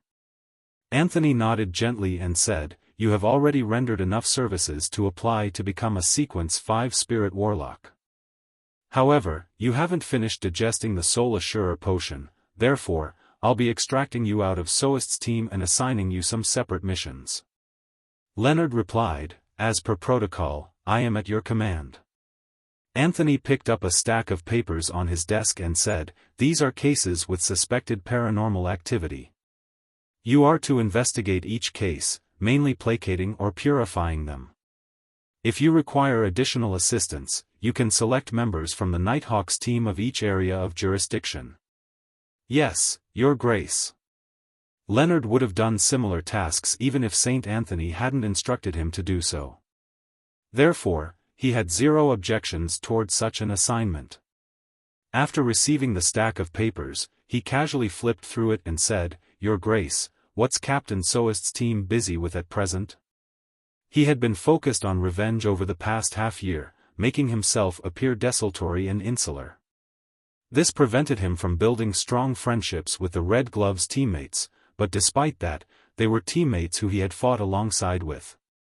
He couldn't help but be concerned for them. "They have been assigned to help Crestet finish a mission," Anthony Stevenson didn't answer in detail. "His Excellency Casimir is also in Buckland." Leonard didn't ask further as he gestured 4 points across his chest in a clockwise fashion. "May the goddess bless everyone. Praise the lady." Anthony did the same gesture. After leaving the Archbishop's study, Leonard headed down to the basement. He wanted to find a quiet room and list down his upcoming mission and run through them in the assigned order. Midway while walking down the stairs, he subconsciously looked at the stained windows above him. The sunlight was shining in, making the artwork made from the stained windows look even more solemn. It also accentuated the tiny bugs and dust that floated in midair. Upon seeing this scene, Leonard suddenly recalled Old Man's description of Amon. He had the inexplicable feeling that the blasphemer was everywhere. He trembled inwardly as a thought came to him. He quickly asked with a suppressed voice, "Old man, I have a question." "What is it?" Pallas Zoroast asked slowly. Leonard asked with a suppressed voice, "Back then, why didn't you parasitize a bug? They're smaller and more concealed." You can easily hide in cathedrals without being worried that a mon would discover you. How long can a bug live? Continuously switching parasitic targets is extremely burdensome on the body. This way, not only will recovery not be possible by parasitizing it, but it will even worsen one's condition and shorten one's lifespan, Pallas Zoroast harumphed and said. Leonard was somewhat enlightened as he pressed, what about other creatures? Those that live relatively longer lives and can enter a cathedral without being noticed. Pallas Zoroast immediately chortled before saying, from the looks of it, you haven't kept what I've said to heart. This will only serve to make you suffer in the future. The higher the sequence is, the greater the inclinations towards losing control is, and the more madness accumulates. This is a trait of the characteristics, and it can only be resisted and suppressed. There's no way to eliminate it. Therefore, for a parasite, choosing a target for parasitizing requires one to consider these aspects. If one were to parasitize ordinary animals, it's still alright for short periods of time, but once it goes on for too long, one will suffer the effects of the body's construct and hormones. Everything is reciprocal, isn't it? A parasite can influence the target, but so can the target influence a parasite. When one parasitizes an ordinary animal, it's necessary to frequently talk to someone to avoid forgetting one's former identity. This way, the chances of exposure is extremely high, and if one doesn't do that, the host will definitely influence the parasite, causing them to lose the ability to speak. It will muddle one's own existence until one doesn't know he is. It would then result in madness and with the loss of control crushing the parasite. Leonard was left alarmed as he nodded slightly. I understand. It's no wonder you are so strict on choosing a parasitic target. Are you trying to praise yourself? Pallas Zoroast sked. To us, the best parasitic target is undoubtedly beyonders of the same pathway. All aspects will be synchronized, and by nurturing them one sequence at a time, they can be made as replenishments for one's beyonder powers. It would be the best medicine and a potential option for taking over the body. Upon hearing Old Man speak of such vile and terrifying matters so calmly, Leonard frowned slightly as he secretly heaved a sigh of relief. This meant that Old Man wouldn't do the same to him. Pallas Zoroast continued, the second best choice would be beyonders from the seer or apprentice pathways. The absorption of their powers wouldn't incur too much a burden on the parasite, allowing them to quickly recover. The next choice would then be smart beyonders of other pathways. At the very least, communication would be good and cooperation would be possible. As for you, Leonard was just about to retort Old Man when he suddenly saw a bishop walking down from above. He hurriedly shut his mouth, held onto the railings, and sped up his pace. 7:30 in the evening, 39 Buckland Street, Member of Parliament Mock's house. Dressed in a tailcoat, Klein got off a carriage as he buttoned his clothes. Under the lit fountain's illumination, he entered the foyer and met Maury Mocked, who was dressed in an olive-green military uniform with an orange-red sash across his waist. His chest was covered with medals, accolades of his achievements in war. His wife, Rihanna, was wearing a shoulder-exposing dress. She greeted Dwayne Dantes with a smile, "Welcome, our traveler. Everyone has been waiting for you to share your experiences at Balam this time. Should I launch a travel column at a newspaper company?" Klein replied with a joke. Mocked knew that Dwayne Dantes had headed for Southern Continent to do business. Furthermore, it was a business he kick-started. Therefore, after exchanging a smile, he came close and gave him a hug, suppressing his voice by saying, "Well done." Klein smiled with a nod and asked, "Do you like the present?" He was referring to the bottle of River Valley grape wine that could be made into a sour cocktail. It was excellent. I still fondly recall the taste, Mocked said earnestly. Klein was about to enter the hall when he noticed something amiss. He did a cursory glance and asked out of puzzlement, "Miss Hazel isn't in? Has she been sent to study at an all-girls public school?" Rihanna sighed as she shook her head. "No, she's only sick. She'll head for public school only in September. She caught a cold? Klein expressed the concern a guest should have. Mocht said with a helpless smile, no, she was bitten by a rabid rat when she was at the manor in the outskirts. Her wound hasn't healed completely yet. Hazel got bitten by a rabid rat. Klein nodded in thought. Did she see a doctor? Oh, has that rat been caught? The doctor gave her an injection to prevent any infections, Mocht said simply. That rat still hasn't been found. Perhaps we need to rear a few more cats in the manor.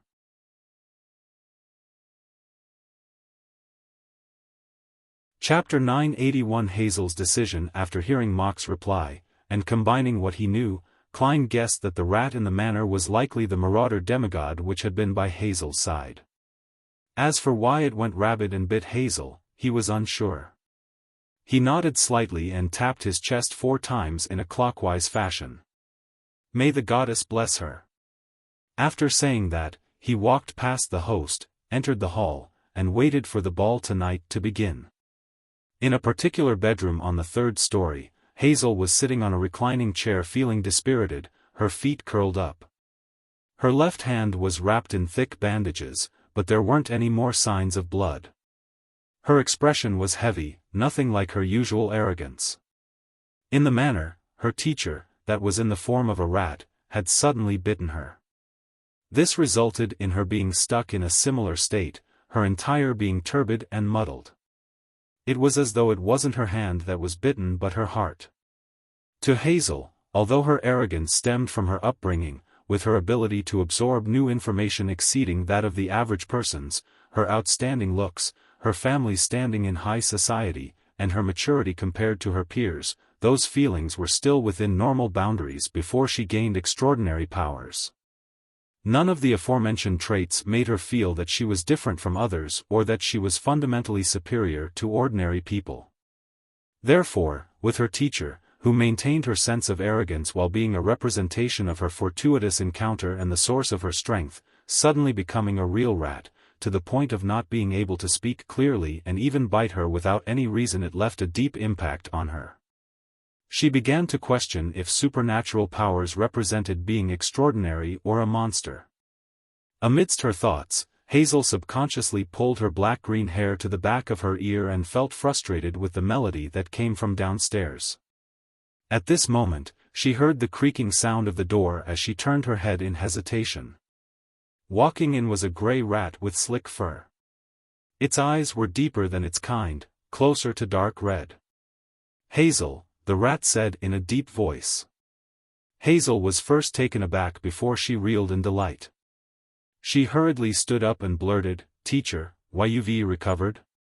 Just as she said that, she saw gray rats crawling out from the corner of her bedroom, balcony, and bed.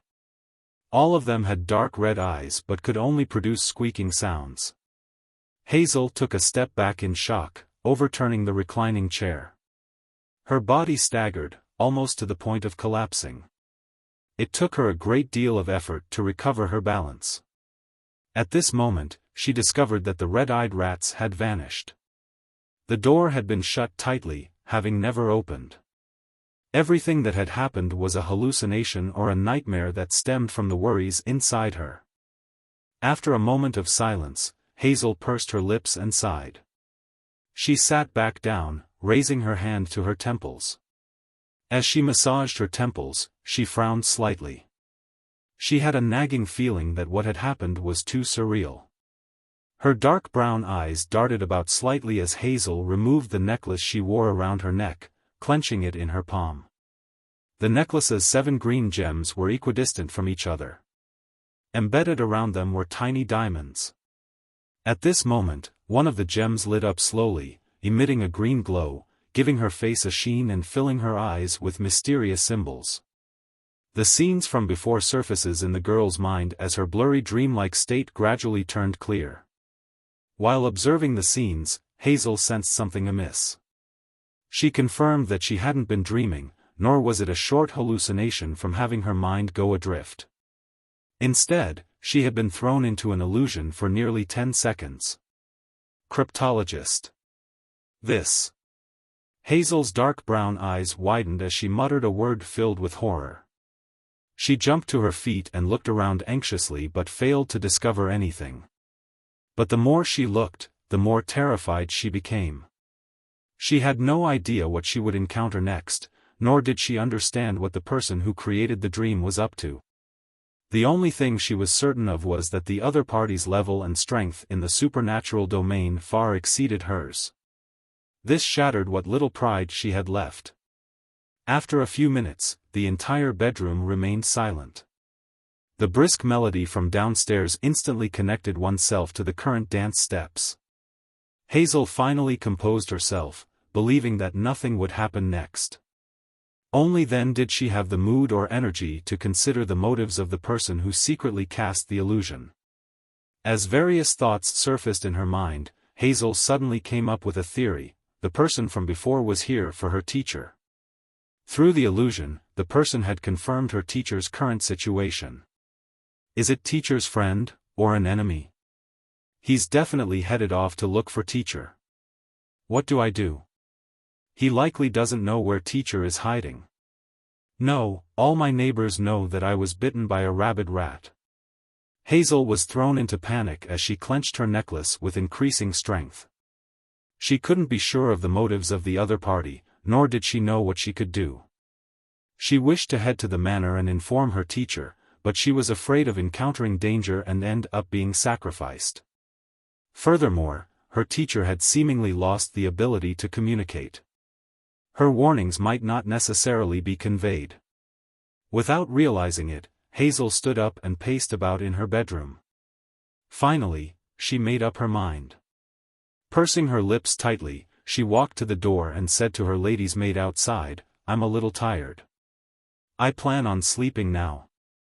Don't let anyone disturb me." "Yes, my lady," the maid immediately replied. After closing the door, Hazel began changing into clothes that allowed for greater movement. Her expression was extremely heavy as her teeth bit down on her lip. She had finally decided to warn her teacher at the manor. She didn't wish to become a seemingly arrogant person but, in actuality, was a coward, one who would abandon all principles upon encountering danger. She found it despicable of herself. While the bodyguards were focusing their attention on the ball's attendees, Hazel took the opportunity to enter the garden using a water pipe from the balcony. When leaving 39 Buckland Street, Klein was holding onto a cup of sweet and iced fizzy wine, discussing business in the southern continent with a few gentlemen. He turned his head slightly, glancing at the garden. He had already noticed Hazel's actions thanks to his intuition. Although she's not a likable girl, she has quite a kind heart. Klein nodded indiscernibly and praised her inwardly. He wasn't worried about Hazel's actions, because to go from Northborough's Buckland Street to Mox Manor in Backland's northwestern suburbs would take 3 to 5 hours on carriage. And before she arrived, he would have already used an excuse to leave the ball, teleporting over directly to confirm the situation. Although Mox Manor was in the northwestern suburbs, it was on the other side of the Tussock River. Hence, to head there, one needed to take a detour to an area with a bridge. It was fine in the day, as one could use the steam metro to head to the south side of the bridge beneath the river. At night, there were only 3 bridges to consider. It was inevitable to spend 5 hours traveling. Of course, as Klein had used Tinder before and had read 2 to 105 blood vessel thieves information, he had some idea about the powers of the Marauder pathway. Therefore, he suspected that Hazel, who had an item of a higher level, could steal the flight abilities of birds and use that short period of time to cross the river.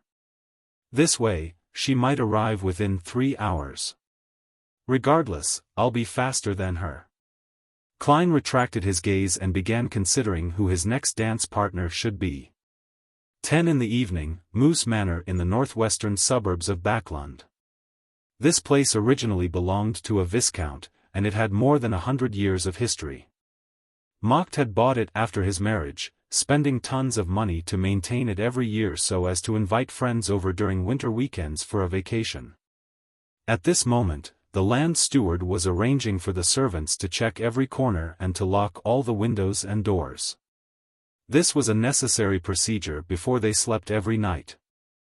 A few maids walked out of the wine cellar in a group, heading straight for the kitchen to ensure that all flames had been extinguished.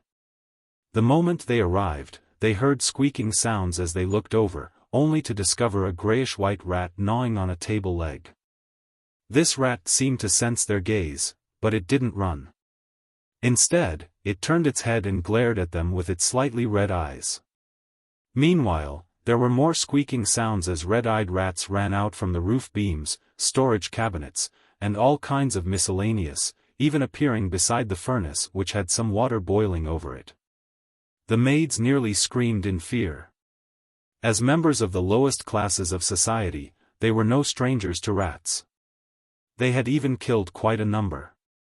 However, it was their first time to encounter so many at once. They couldn't help but feel a heavy blow to their senses. "We need to get Guide and the others to deal with this," a maid left the kitchen and suggested in fear. Another maid nodded immediately.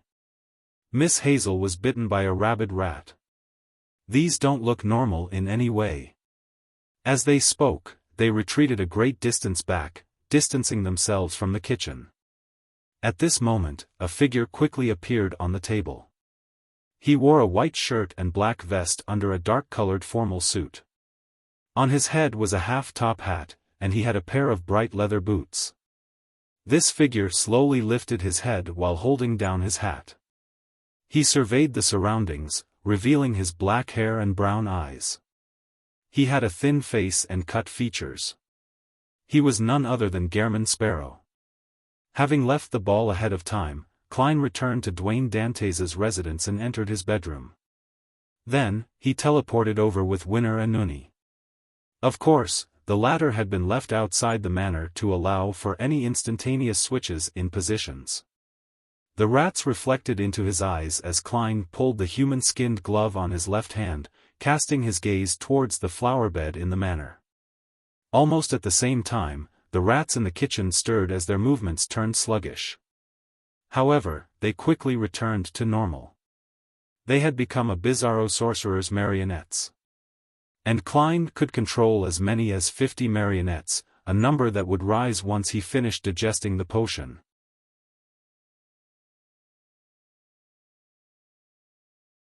Chapter 982 Bizarro Sorcerer vs. Parasite. When he cast his gaze towards the garden, the scene of the area was naturally reflected in Klein's mind.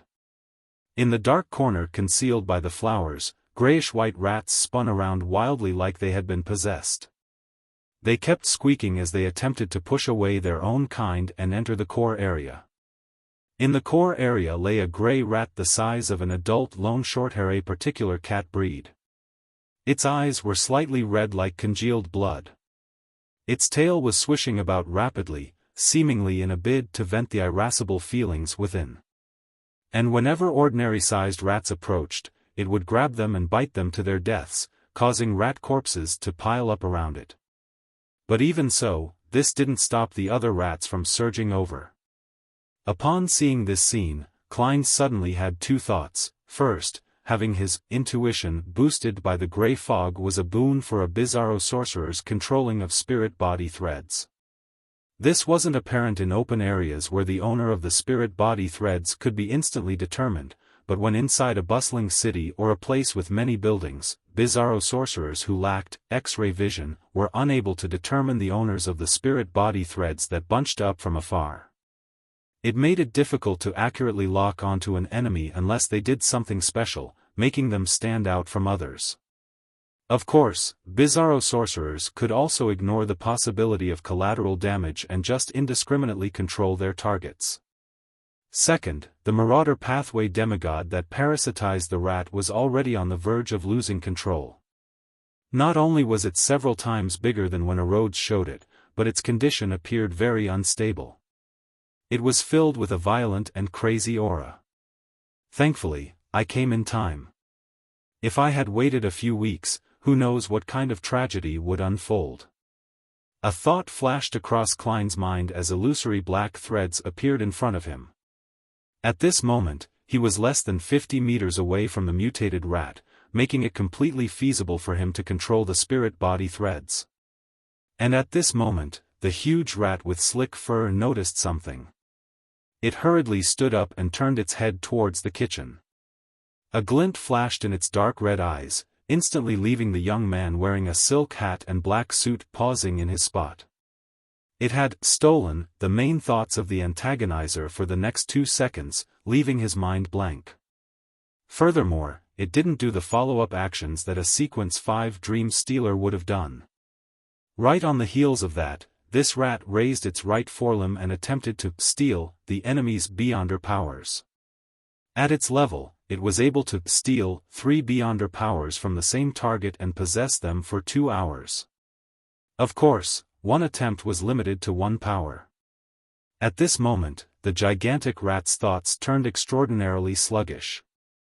The actions of it using its powers seemed to be bound by invisible threads, making it appear extremely lethargic.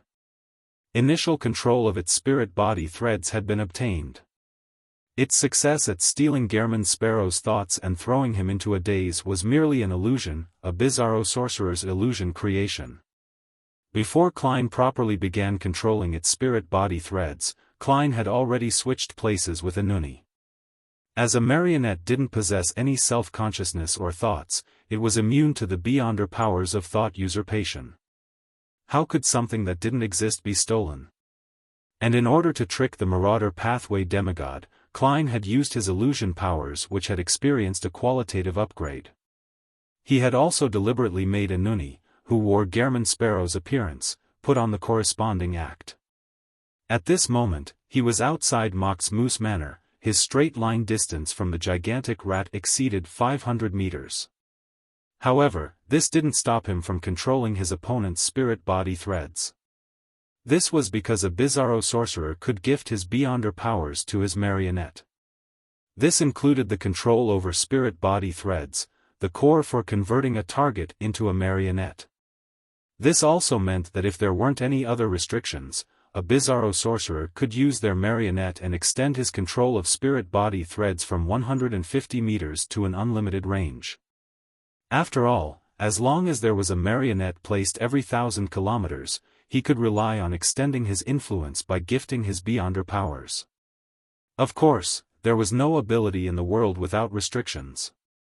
On the one hand, Klein's maximum number of marionettes was 50, and it was currently impossible to exceed this number. On the other hand, the only thing that a bizarro sorcerer couldn't gift his marionette was the ability to think and be self-conscious. Therefore, the limit of using a marionette to control a marionette was the limit of his control over a marionette, 1,000 meters. Once he exceeded this range, the marionette wouldn't be able to do anything. In addition, by gifting his Beyonder powers to his marionette, a bizarro sorcerer was effectively separating a maggot that was related to his mythical creature form. It was transferred into the marionette's body via the spirit body threads. Unless he had prepared via giving the same marionette additional maggots, the marionette lacked the means of separating another maggot when converting a new marionette or giving the new marionette his Beyonder powers. And at present, Klein could only split a maximum of 50. Exceeding this number exerted a huge burden on his spirit body and produced signs of his soul fracturing. Recovery was impossible without effective treatment, and it was possible to not recover, even with excellent treatment. It would only increase the possibility of losing control. Therefore, through Klein's experiments, the maximum distance he could control spirit body threads was 1,000 plus 150 meters. And to be able to fully control a new marionette, it needed to be within 1,000 meters. At the same time, if the marionette were to die, the maggot inside the body would return to his body according to the law of Beyonder characteristic convergence. However, there was a chance of experiencing a loss if the process was interrupted. While the Marauder Pathway demigod's actions turned sluggish, the rats that had previously been turned into marionettes rushed out from Inuni's side. They aimed at the garden and opened their mouths in a bid to use air cannon to cleanse the target's location. Suddenly, a dark red glimmer lit up in the gigantic rat's eyes. Instantly, Gehrman Sparrow appeared in the dark corner of the garden, amidst the dead rats.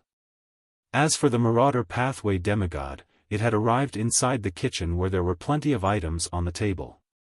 It had stolen Gehrman Sparrow's position. Bang! Bang! Bang! The marionette rats shot out their air cannons without being able to stop midway, hitting the spot where Gehrman Sparrow was standing. It left the soil splattering and threw the flowers into the sky. It alarmed the servants in the manor as their bodies trembled violently. They had no idea what was happening and could only frantically run for shelter. The entire garden was leveled by air cannon, thinning the layer of soil within. If Klein hadn't directed the attack in that direction, the manor's main building probably would have collapsed. Amidst the flying dust, the rats were left dismembered, but Gehrman Sparrow remained standing there, uninjured. Winner Anuni had just released all the good luck he had accumulated. However, his control of the gigantic rat's spirit body threads had been terminated as a result. And there were only a limited number of spirit body threads. The rat marionettes were unable to interfere, for it might create pandemonium and cancel each other out. Hazel's teacher, the marauder pathway demigod, took this opportunity to regain its freedom. Then, it turned around and raised its right forearm at Gehrman Sparrow, instantly stealing his beyonder powers of controlling spirit body threads. As a sequence 4 demigod, it could accurately steal the power of the target. Typically, there were 3 options, and with better understanding, the higher the chance of success was. And this time, its luck was pretty good. Of course, if the target's level was much lower, and if it clearly knew of the target's situation, it could steal anything it wanted. Just as it lowered its right paw, the marauder pathway demigod raised its left paw. The rat marionettes slumped to the ground and could hardly turn their bodies. This was a large-scale theft that stole the rat's ability to walk. Right on the heels of that, countless magical symbols appeared in the gigantic rat's red eyes. It rapidly decrypted the puzzle and found where Klein was. With a red glint, it raised both paws and instantly appeared beside Klein. This time, it had stolen the distance between the two. At this moment, the thin-faced young man in front of the rat vanished. Replacing him was a gray rat. And around the surrounding trees, worms began crawling out as they opened their mouths. Bang!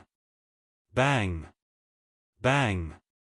Air cannons bombarded the gigantic rat and ordinary rat. While Klein was controlling the marionettes in the Moose Manor, he didn't forget to convert new marionettes around him. This was, after all, a basic trait of a bizarro sorcerer. Then, swapping his body with a marionette, he had set up a simple trap. Dust and soil flew high into the sky as the rat parasitized by the marauder pathway demigod was completely inundated by it. After everything settled down, a strong scent of blood emanated from the huge crater. There were pieces of flesh everywhere. Dead? Klein looked at the blast-filled scene with the eyes of his surrounding marionettes. However, he quickly frowned because there weren't any signs of a beyonder characteristic appearing. As his thoughts raced, Klein took out a gold coin and flicked it. As the gold coin landed, scenes surfaced in his mind, revelations from his astral projection. Compared to the past, as a demigod, Klein could use such a simple divination to obtain more information.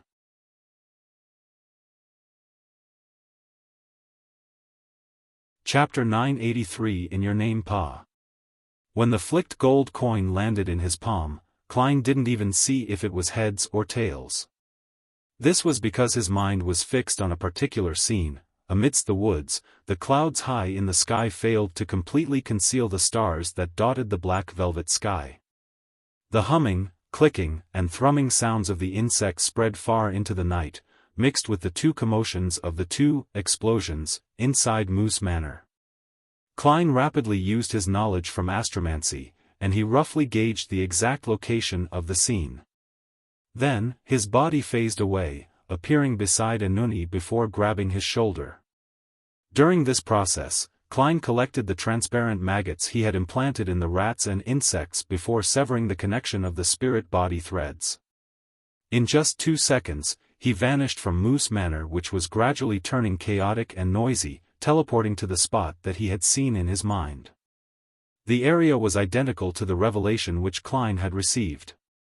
It was extremely silent, to the point of being able to hear the breeze wafting through the leaves and trees.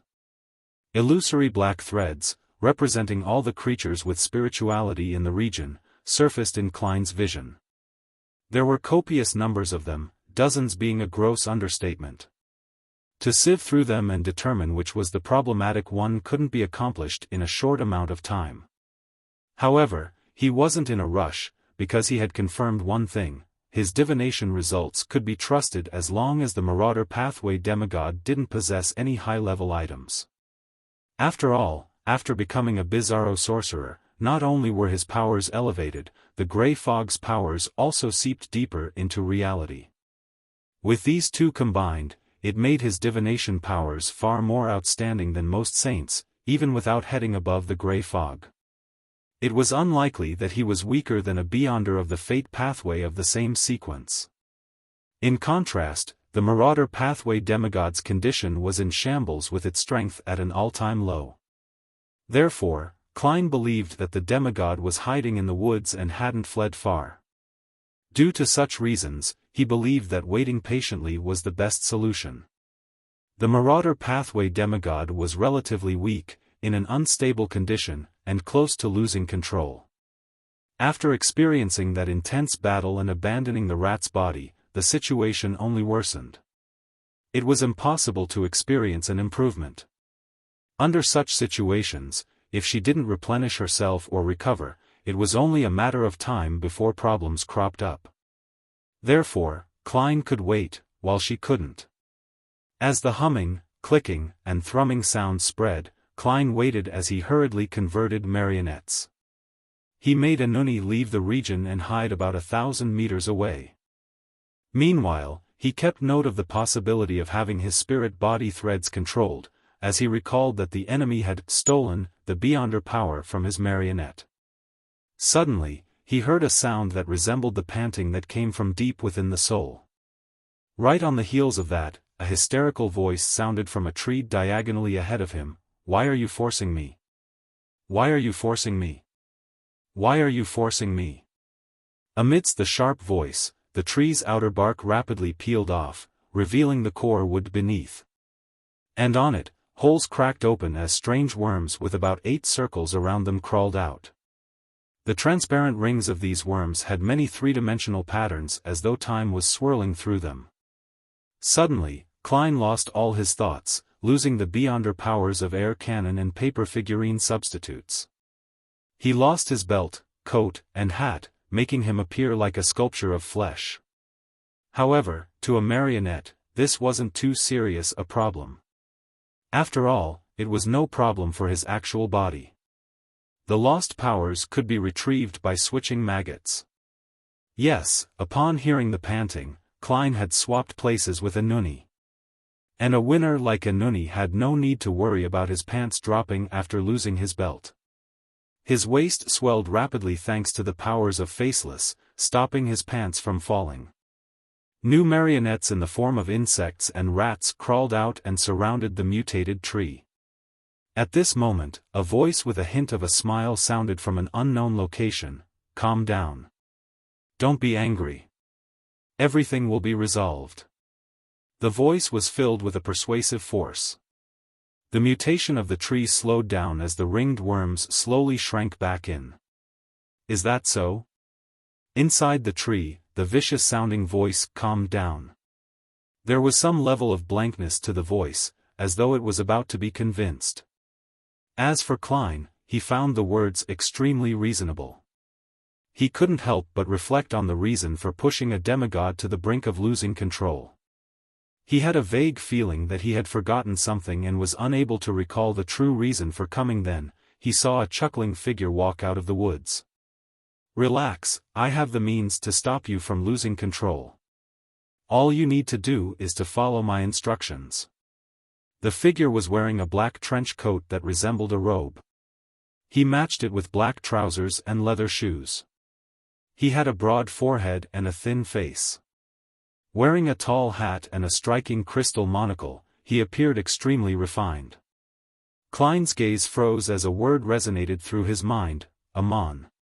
The person before him was Blasphemer, Angel of Time, King of Angels, the son of the Creator Amon. Although he knew that it was merely an avatar, Klein didn't waste any time. He immediately abided by the deepest cries of his heart and used creeping hunger to phase away. During this process, Enuni snapped his fingers and lit the matches in his pocket and fallen leaves a distance away, allowing him to appear beside Klein with flaming jump. Klein grabbed him and vanished with him. In the event that Amon tried to stop him, or if Enuni wasn't able to return fast enough, Klein's plan was to abandon his marionette and travel far away. Under such circumstances, the death of a marionette to ensure his survival was definitely worth it. Luckily, Amon's attention was placed on the peeling tree. He didn't stop him, or, should it be said, it was the case that he didn't have the time to stop him. After Klein and his marionette vanished, Amon halted and turned to look at where the two were originally standing. As though in thought, he nodded slightly and scoffed. A bizarro sorcerer of Evernight. He then retracted his gaze and looked at the half-mutated tree and asked with a smile, "A descendant of Jacob?" "Why yes, do you know my ancestor?" Inside the tree, the rat demigod asked as though it had grabbed onto a floating board while drowning. Amon stroked his chin and nodded indiscernibly. Of course. They tasted excellent. Inside the tree, the descendant of the Jacob family fell silent. Only after a few seconds did a voice filled with horror utter, "Why, you are Blasphemer Amon." Inside the tree hole, the worm with rings began crawling out. However, they quickly stiffened and froze in their spots. Amon adjusted the crystal monocle and said with a smile, "That's too late now, isn't it? It might have been of some use if you had struggled and resisted from the beginning, but now. Do you believe that I'm here on my own?" As he spoke, the trees around him shook as the leaves of different trees ruffled. Birds leaped onto the branches and let out crisp chirping. And even the night breeze had an indescribable feel to it. "You," the Jacob descendant inside the mutated tree's speech came to an abrupt halt. Amon stuffed his hands into the pockets of his trench coat and casually laughed. "I heard that your family has split into tiny families with zero interaction, afraid that the lot of you will be caught by me, right?" "Ah, right, didn't you establish a secret organization with Zoroast's descendants, as well as other Beyonders of the Marauder pathway? I believe it's called the Hermits of Fate. You're probably a member, aren't you? Let me see if I can replace you and infiltrate that organization." Heh, a secret organization meant to defend against Amon and deal with Amon has Amon participating in it. Just the thought of it is rather interesting. Having said that, he glanced at the mutated tree that was vigorously shaking and said, "Unfortunately, from what I can see from your fate, you didn't undergo a good education in mysticism. You can't be a member of that organization. Are you the only one left of this Jacob family branch? You wished to seek out a secret treasure left by the Jacob family in Backland, but you ended up seriously injured for some reason and ended up sealed? You even parasitized an ordinary animal. Yet, there are signs of you not talking to humans for an extended period of time. Aren't you very puzzled as to why you didn't receive any warnings about this from the knowledge contained within the potion or the murmurs when you advanced to sequence 4? Yes, it's because I've deleted them." "No." A sharp scream filled with anger and viciousness sounded. There was an indescribable pain in it. The mutated tree's tremblings intensified until it calmed down at some point. Streams of light flew out from within and surged into Amon's body. Taking out a piece of silk, Amon took off his monocle and wiped it as he mumbled, "How foolish. She actually believed me when I said it's too late." One flaw with fellows who are on the brink of losing control is that they're brainless and easily fooled. If she had carefully thought about it, how could she not realize the problems within? If I could quickly finish her off and steal her fate, why would I be wasting so much time chatting with her? An avatar is an avatar after all. After Amon wore his monocle again, the stream of light that flowed out of the mutated tree had been completed absorbed by him. At this moment, a figure was passing through the wood's hazel in hunting gear. She seemed to sense something as she subconsciously looked over, only to see Amon. Then, she revealed a surprised smile. "Teacher, have you recovered? Oh, someone has noticed a problem with you. It's best that you hide." Amon listened in silence before curling the sides of his mouth slowly. "All right."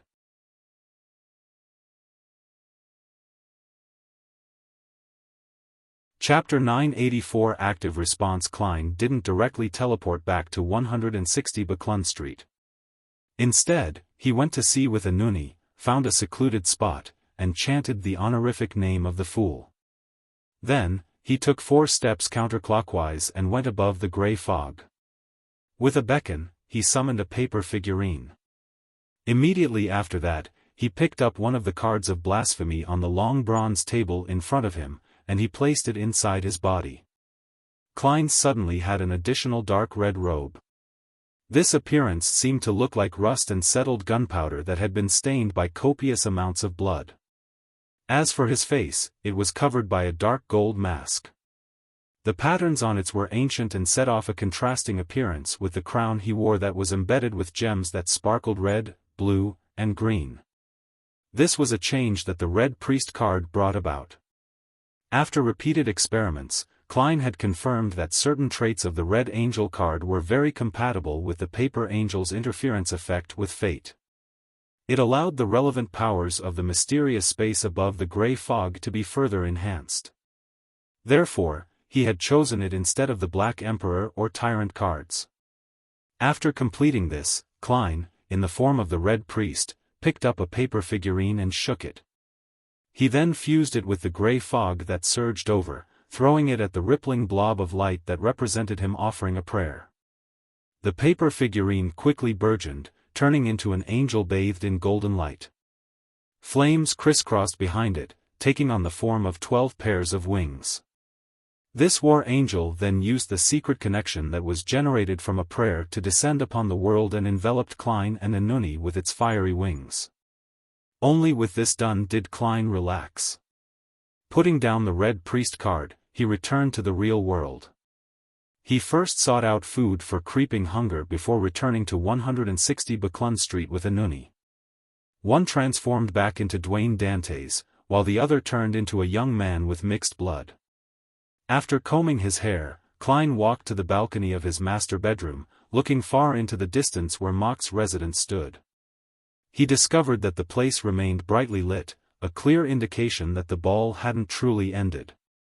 Typically, a ball continued until midnight, and of course, people were permitted to leave before then. After all, most people that were willing to dance late into the night were young adults. Phew. Amon is truly terrifying. Just a battle involving a Marauder Pathways demigod was enough to garner his attention, even if one was in the city and the other was in the suburbs. At his level, the law of Beyonder characteristic convergence should be extremely substantial. Yes, I can't eliminate the possibility that the demigod's mutation while being on the brink of losing control had caught Amon's notice. Klein couldn't help but recall everything that had happened, afraid that he would find a thin, monocle-wearing young, refined man sitting in the reclining chair behind him while sipping from a glass of red wine when he turned around. He felt lucky that he had already become a demigod and could converge the aura of the gray fog to prevent Beyonders of particular pathways from detecting it. Otherwise, with the interest Amon had shown in the past, his focus definitely would have been placed on Gehrman Sparrow instead of the Marauder Pathway demigod. If that had been the case, he might not have left so successfully by teleporting, as the Amon in Backland was likely only an avatar. Klein was still rather confident of the Paper Angel's interference. He believed that this King of Angels had no means to trace him all the way to 160 Buckland Street from a trail of breadcrumbs, and also determined that he was Dwayne Dantes. But this still didn't ease his mind. This was because the Marauder Pathway demigod was involved in Buklun Street as well. She had encountered Admiral of Blood here and had been forced to trigger the explosives, finally parasitizing a rat. Here, she had been warned by a mirror, learning about the Marauder Pathway angel who was in need of replenishments and that blasphemer Amon was on the way. As she had refused to answer the mirror's question, she was struck by lightning, and had to move to Moose Manor. In addition, Hazel, the target she attempted to parasitize but was her student on the surface, was influenced by a powerful illusion tonight, exposing her teacher's condition. All of these factors combined might make Amon pay a visit. The more Klein thought about it, the more unsafe he found Buklun Street. From his point of view, just the warning about a Marauder Pathway angel in desperate need for replenishments was enough for Amon to take up residence in Buklun Street for a period of time. Of course, there was an extremely small chance that the Marauder Pathway demigod escaped and that nothing was divulged. However, Klein believed it was impossible. After all, even he had the confidence of handling the matter himself, much less Amon who had a certain level of control over Marauder Pathway existences. Sigh, I shouldn't have been wary against the grandpa in Leonard. If I wasn't worried that he would achieve another stage of recovery and cause Leonard harm, everything would have been settled rather quickly. I wouldn't be in this situation of attracting Amon. What do I do next? Regardless, I need to do something. Otherwise, not only will my identity as Dwayne Dantes be at risk, I might even implicate Leonard on Pinster Street and the ordinary people on Buklun Street. Who knows if Amon will suddenly parasitize them or not. As Klein's thoughts whirled, his expression grew heavy as he began seriously considering eliminating Amon's avatar. His first idea was to establish contact with Leonard and come up with a plan with the grandpa in him, Palaz Zoroast. With this Marauder angel's knowledge of Amon who shared the same pathway, it was likely that he could come up with a good plan. Klein immediately took out his pen and paper in preparation to write. But after making a few scribbles with the fountain pen, he paused. He found the confidentiality lacking because describing in detail might result in having an effect on fate, allowing Amon to notice it ahead of time. The more secure method would be to pull Leonard above the gray fog. The discussion can be held there and have him relay it and discuss it with Palaz Zoroast. Apart from this, what else can be done? Report it to the church and get them to disinfect all of Backlund? Klein put down his fountain pen and muttered silently as he considered other proposals. He soon gave up the thought of reporting Amon, because Leonard hadn't done so previously. With the understanding that the grandpa in him had of blasphemer Amon, it implied that this method was useless. Either there was a huge flaw, or it might end up affecting oneself. It's better to ask Leonard first and gain a better situation of the exact situation before coming to a decision. Klein quickly made up his mind. He temporarily suppressed the urge to draw the symbol to Aska Rhodes or use the paper crane to contact Snake of Fate Will Osepton. After dismissing Inuni, he entered the master bedroom's bathroom, took 4 steps counterclockwise, and arrived above the gray fog. Sitting at the seat of the fool, Klein conjured the World Gehrman Sparrow and made the fake person pray piously, "Honorable Mr. Fool, please inform Leonard Mitchell that I've discovered traces of blasphemer Amon. I hope that he can head to your kingdom as soon as possible to discuss the subsequent actions. The time will be up to him to decide." After throwing the prayer's content into the crimson star representing Leonard, Klein added as the fool, "There's no need to hide it from Palaz Zoroast." In the outskirts of Northborough, in a sparse forest, Leonard extended his right hand and held down a blurry wild wolf's figure. The wolf whimpered as the flames burning in its eyes dissipated, returning to normal. Its body faded away and vanished into the wind. However, it no longer had the bloodthirsty feeling it previously exuded. All was calm and serene.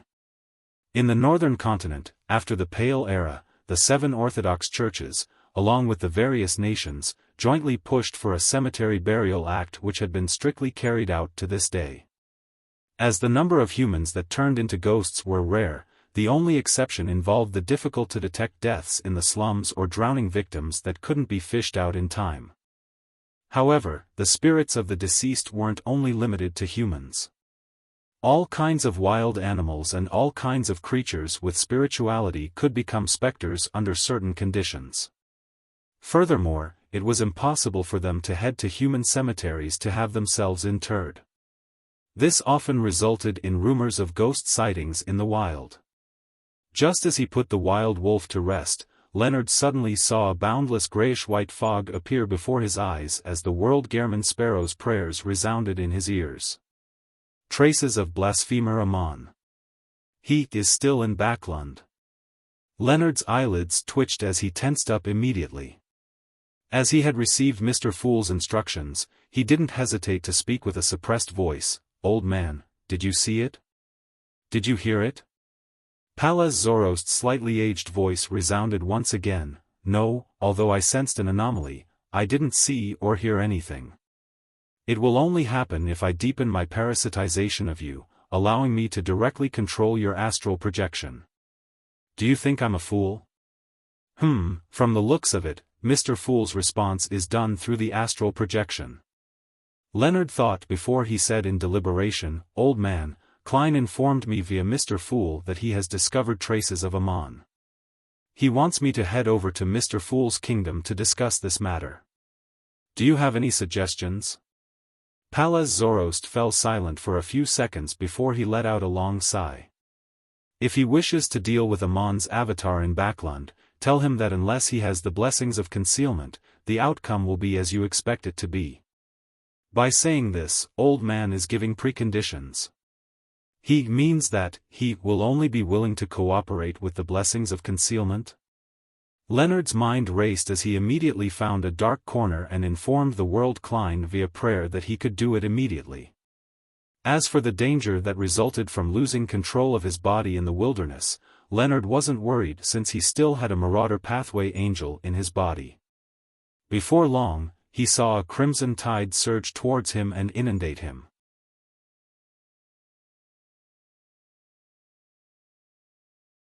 Chapter 985 Blessed of Concealment above the boundless grayish-white, inside the magnificent palace. Just as Leonard Mitchell's figure appeared to the side of the long bronze table, he subconsciously stood up and wanted to bow to Mr. Fool. However, when he looked over, he found the seat empty.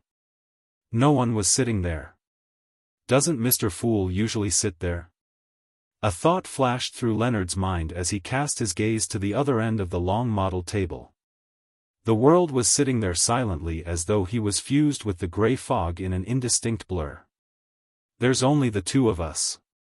There's no need to deliberately use Gehrman Sparrow's appearance, Leonard casually said to the world as he sat back down. After discovering Mr. Fool's absence, he instantly became relaxed. He wasn't as reserved as he was in the previous tarot gathering, just short of throwing his leg up on the table. "It's a habit," Klein replied succinctly. Leonard nodded in thought. "I heard that Gehrman Sparrow's persona at sea is a cold, reserved, refined, and polite person. Your current performance matches that description very well. However, you wasn't like this in the past, Klein. You have to remember that you're only acting. Do not be affected by your persona as Gehrman Sparrow. Hey, I pulled you up here to discuss Amon, not to have a chat. Why do you show so little concern towards your grandpa's matters?" Klein had indeed made it a habit to use the world's persona in such situations. But when this was pointed out by Leonard, he was a little embarrassed to change back into his original appearance. He tersely acknowledged that he would keep it in mind. "Did Palaz Zorost teach you about the part that you're only acting?" "Yes," Leonard answered frankly. "This grandpa seems pretty good." He mentioned such crucial information to Leonard. Compared to him, the rat demigod from before was really up to no good. She didn't teach Hazel any of the most common knowledge. Even if she did, she distorted some of it. No matter how unaffiliated you are, how could they not know anything at the level of a demigod?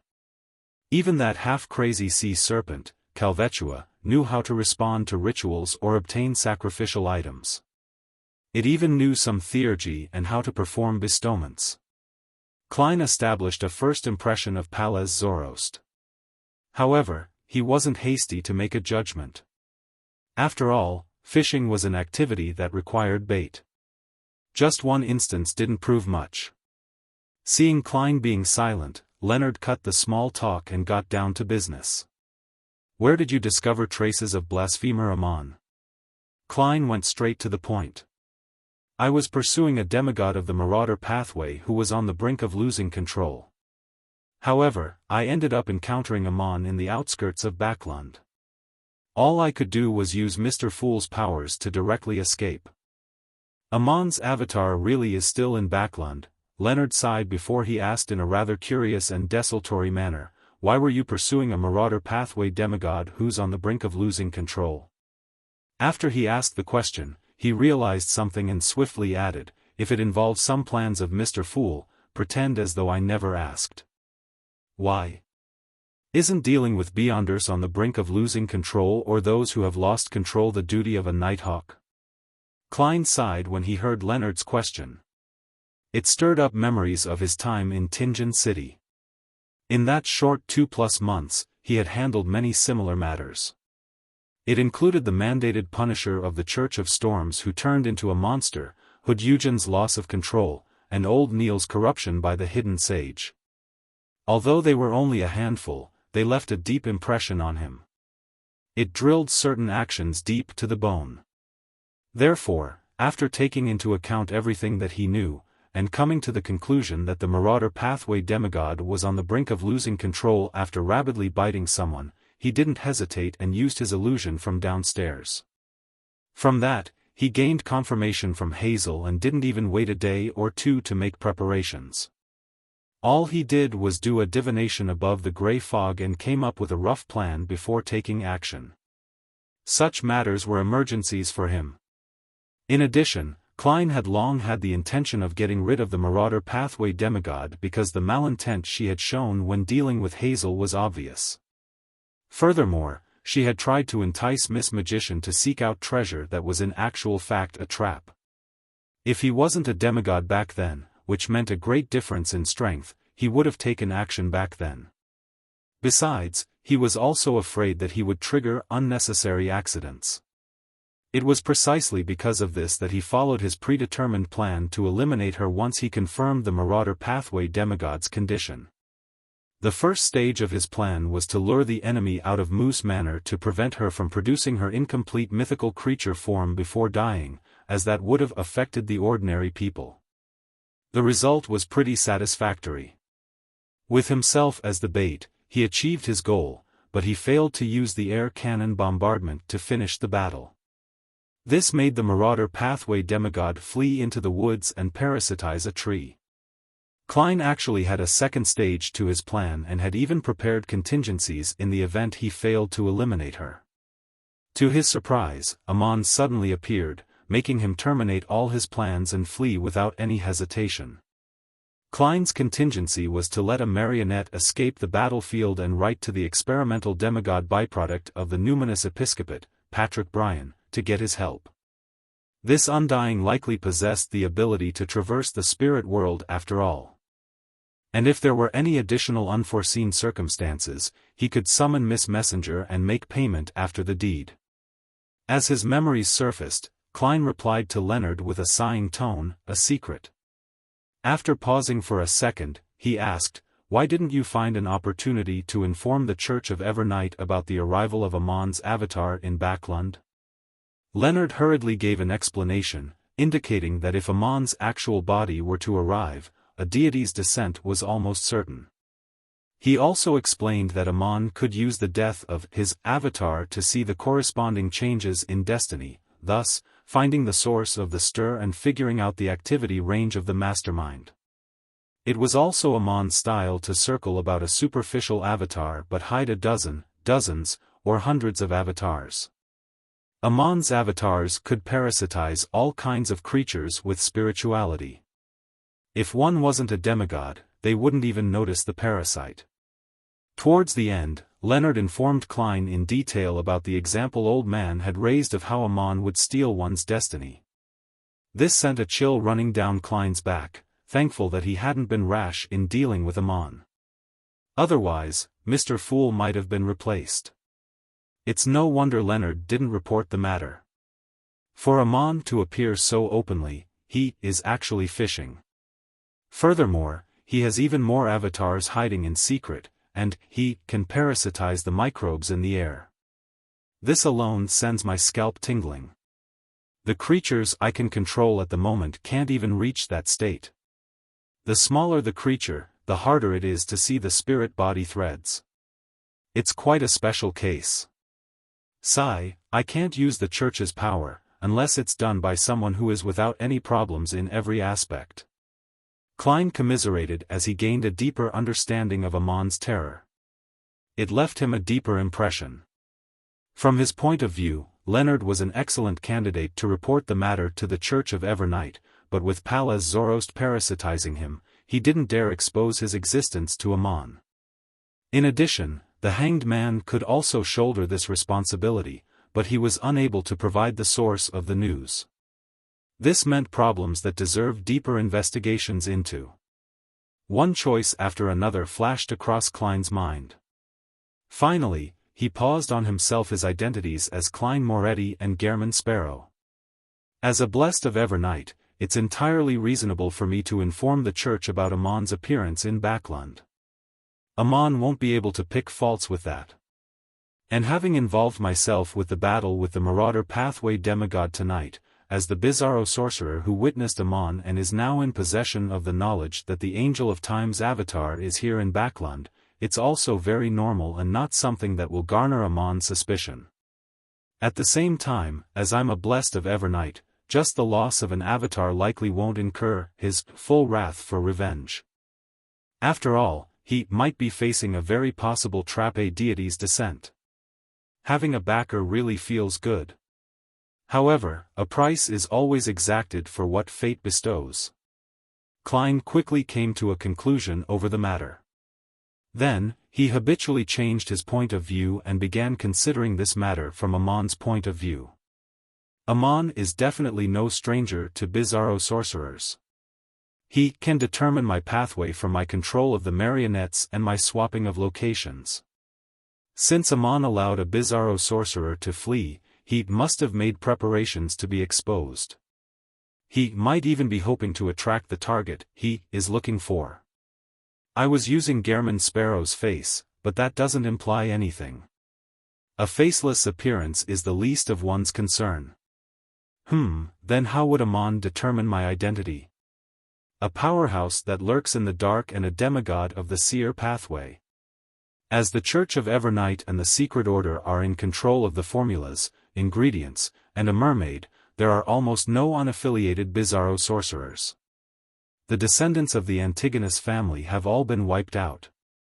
Therefore, a Bizarro sorcerer is either from the Secret Order or a secret proxy that the Church of Evernight secretly nurtures.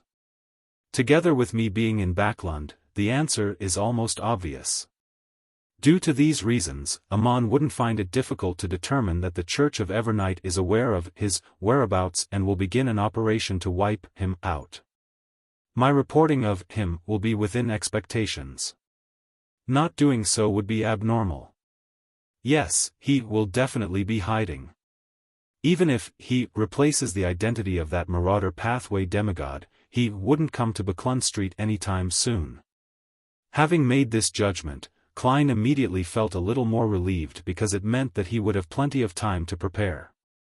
What ideas do you have? Seeing Klein's prolonged silence after he finished his description, Leonard couldn't help but ask. Klein reined in his thoughts and asked without answering him, what suggestions does Pallas Zoroast have regarding this?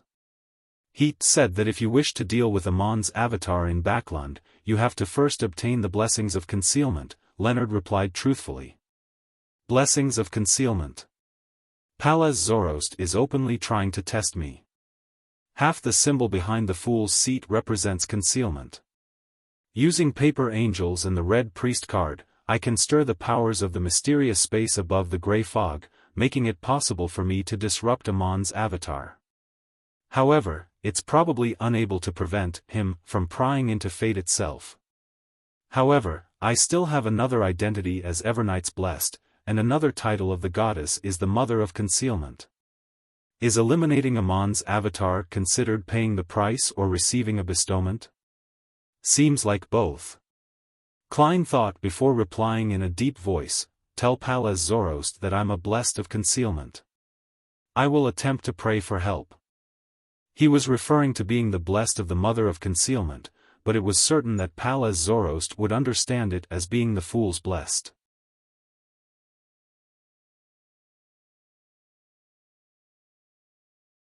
Chapter 986 The infectiousness of parasitizing. So Mr. Fool also has authority in the aspect of concealment. Leonard came to a realization as he understood why Old Man had specially mentioned the need for the blessings of concealment. Without waiting for his reply, Klein added, "In addition, tell Palaz Zoroast that Amon might very well know that there's a Marauder Pathway angel in the vicinity of Buklun Street." This.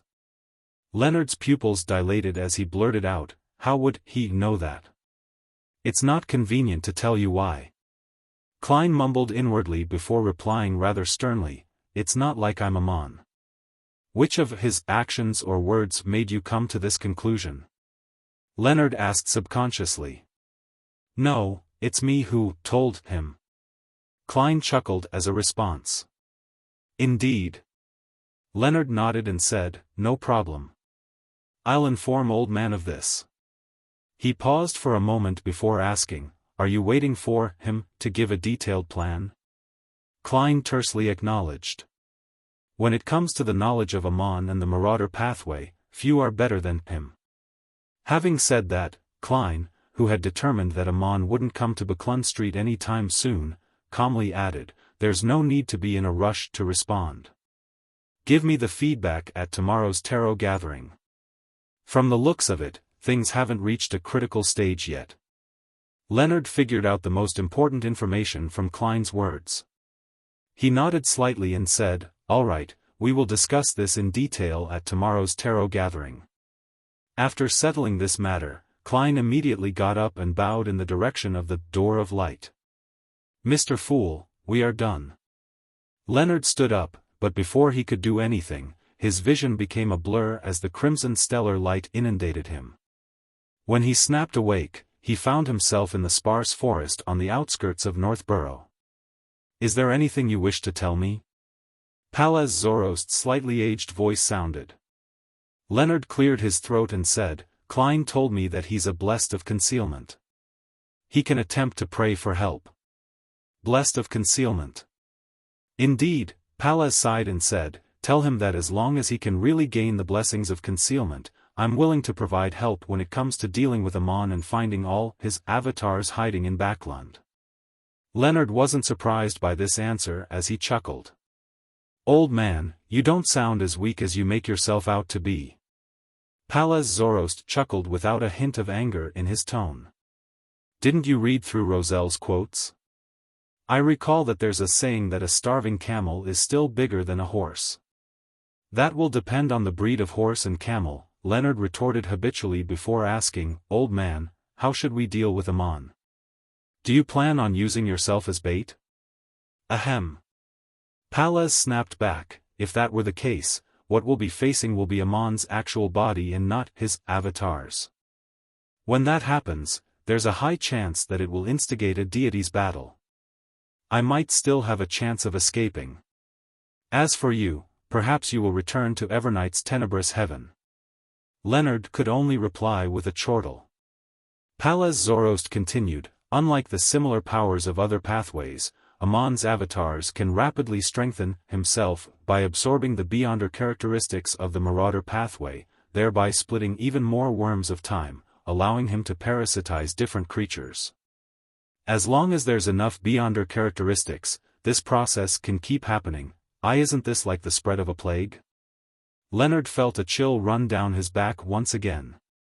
If one had enough Beyonder characteristics of the Marauder Pathway, Amon's avatars could go from parasitizing one person to the entire city.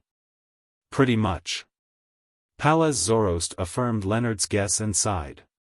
To deal with Amon, this is the only way to take action. Using Marauder Pathway Beyonder characteristics at the demigod level to bait him out. As long as you successfully finish off one of his avatars, there are ways to seek out and eliminate the rest. However, Amon is a master of deceit. We need to be careful, otherwise, it might appear like we are baiting him, but in actual fact, he is baiting you. On this matter, concealment is of utmost importance. I understand. Leonard sighed and turned to ask, how strong can Amon's avatar be? Palaz Zoroast fell silent for a few seconds as though in recollection. Finally, he said, in theory, his strongest avatar can reach the equivalent of a sequence 1, but it's almost impossible for him to do so. This will make his mental state unstable and show signs of losing control. Typically, one of his avatars is a worm of time, each starting off as a weak sequence 4. However, each possesses the trait of an angel capable of shattering Beyonder characteristics. By absorbing sufficient amounts of Marauder Pathway Beyonder characteristics, such an avatar can reach a level equivalent to a sequence 2. However, Amon seldom does so. His avatars will automatically fracture and create even more avatars. Furthermore, with the actual situation in Backland, it's very difficult for him to gather enough Beyonder characteristics that can raise his avatar to sequence 2. Leonard thought carefully for a moment before asking, so, we will be facing a group of Amons.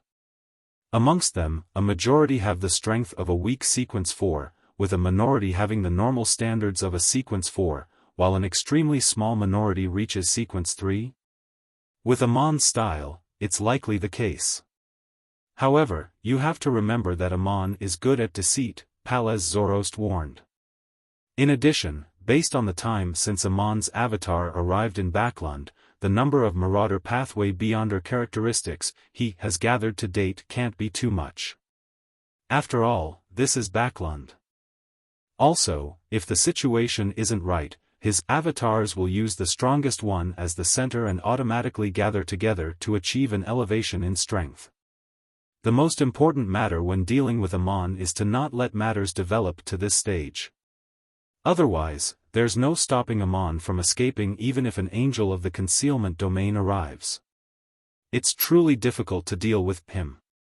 Besides, it's just an avatar he randomly threw out to develop themselves. As expected of a king of angels, after Leonard made a poignant sigh, he suddenly recalled Klein's reminder and hurriedly said, the Angel of Time has apparently already locked onto a Marauder Pathway demigod.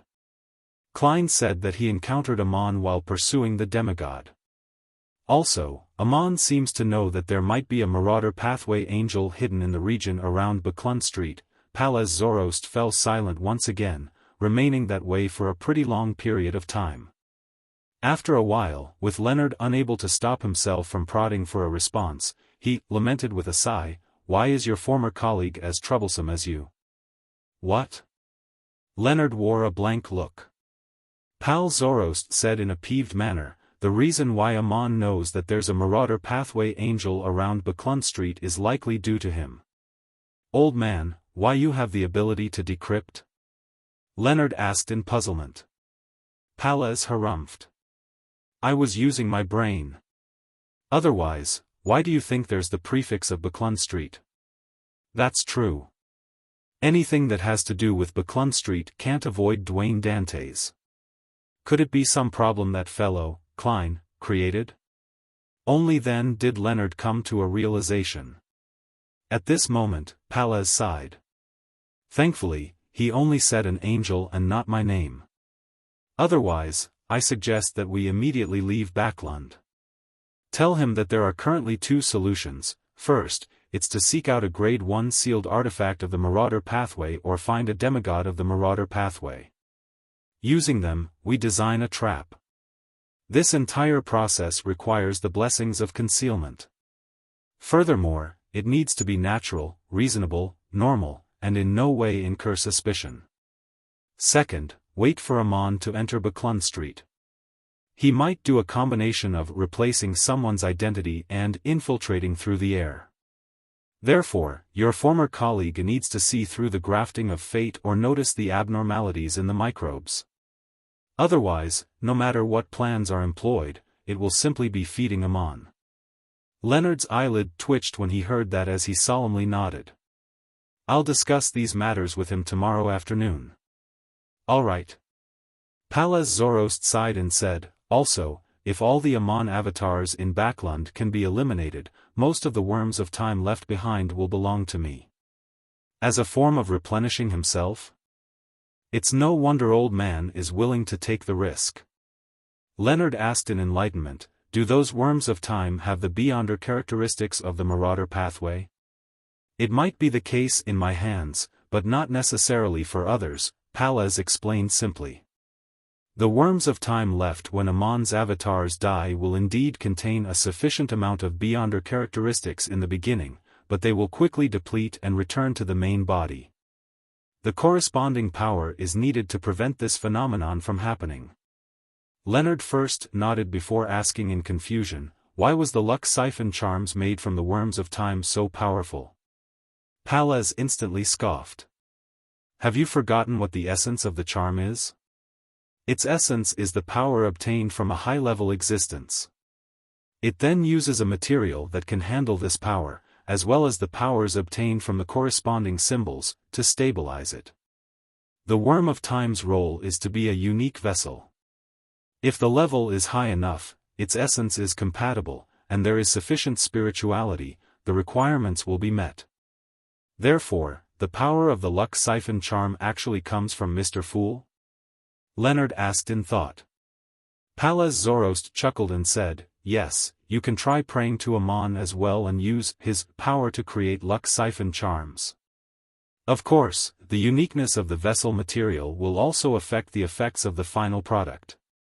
In other words, different special materials will lead to different characteristics in power based on the response. Charms are a very profound and complicated piece of knowledge. It's not something that can be completely grasped by having some cursory education. You have to put more effort into it. Leonard immediately felt somewhat ashamed. On Monday afternoon, using the powers of the mysterious space above the gray fog to check on Hazel's family to confirm that there weren't any problems in the meantime, Klein patiently waited for the convening of the tarot gathering. Dark red beams shot up in the ancient palace before gradually calming down.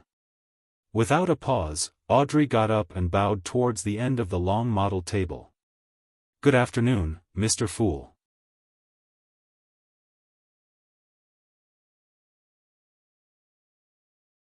Chapter 987 Warehouse Clearance. After the greetings, everyone took their seats.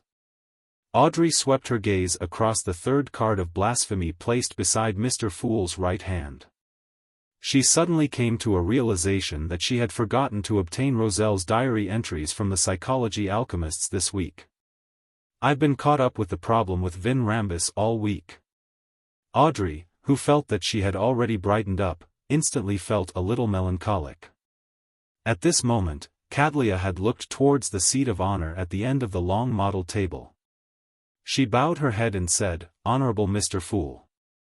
I haven't received any Roselle diary entries this week as well. Queen Mystic hasn't provided any of the Emperor's diary entries for 2 consecutive weeks. Did something happen? Leisurely sitting in his high-back chair, the Fool Klein felt somewhat puzzled as he couldn't help but have pessimistic thoughts.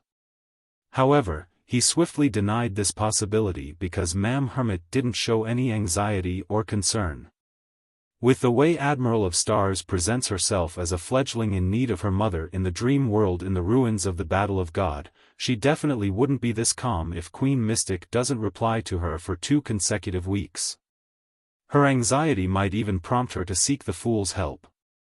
That also means that she has received a reply from Bernadette in the past 2 weeks, but none of Roselle's diary entries were provided. Klein nodded gently and replied Cadlia calmly, no hurry. After saying that, his thoughts raced as he began analyzing the reason for Bernadette's actions. First, Klein eliminated the possibility that she no longer had any more Roselle diary entries. Combining the frequency at which the Emperor wrote diary entries, he surmised that the compiled diary would exceed 10 standard books. Even if Bernadette only had a third of that, she was definitely capable of producing 1 or 2 books. In addition, the diary entries she had previously provided were just a tiny minority which touched on crucial intelligence. Second, Klein didn't believe that Queen Mystic had gained the entire truth from the answers he had given. Finally, he was also certain that she couldn't decipher the simplified Chinese she had in hand from the tidbits of feedback she received. After all, he didn't give a detailed translation, but vague answers comprising of a few words. Combining all 3 points, he suspected if the diary entries Bernadette planned on providing next would be even more important. They were more key and pointed to a certain secret or extremely special, questions that made one unsure if they wanted to know the answer. Thus, this Queen Mystic was presently in a dilemma. It's likely the case. I wonder what the Emperor will write about. Besides, how is Bernadette able to know the importance of the entry? I should remember to get Ma'am Hermit to pass on my requests. While in thought, Alger had already turned to look at Leonard. I apologize.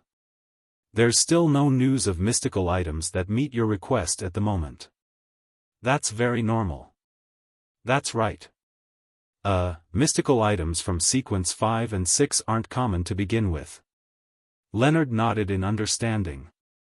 He was originally sitting very straight, but when he found that the moon and the magician weren't so uptight, he also relaxed, relieving the straightening of his back.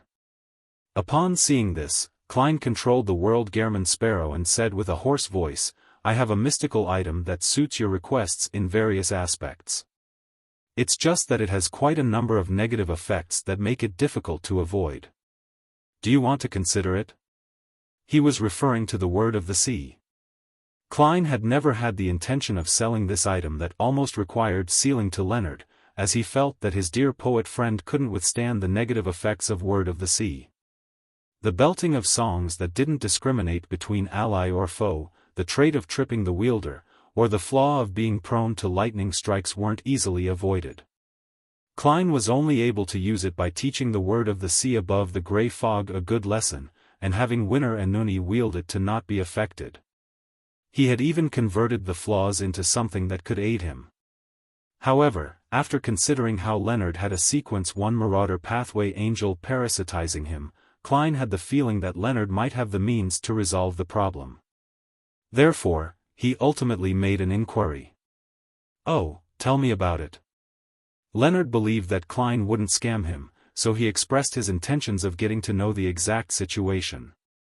The World Gehrman Sparrow glanced at the hanged man and said slowly, it can release lightning on a target. He roughly described the beyonder powers of the Word of the Sea and the negative effects, leaving Leonard somewhat enticed despite frowning.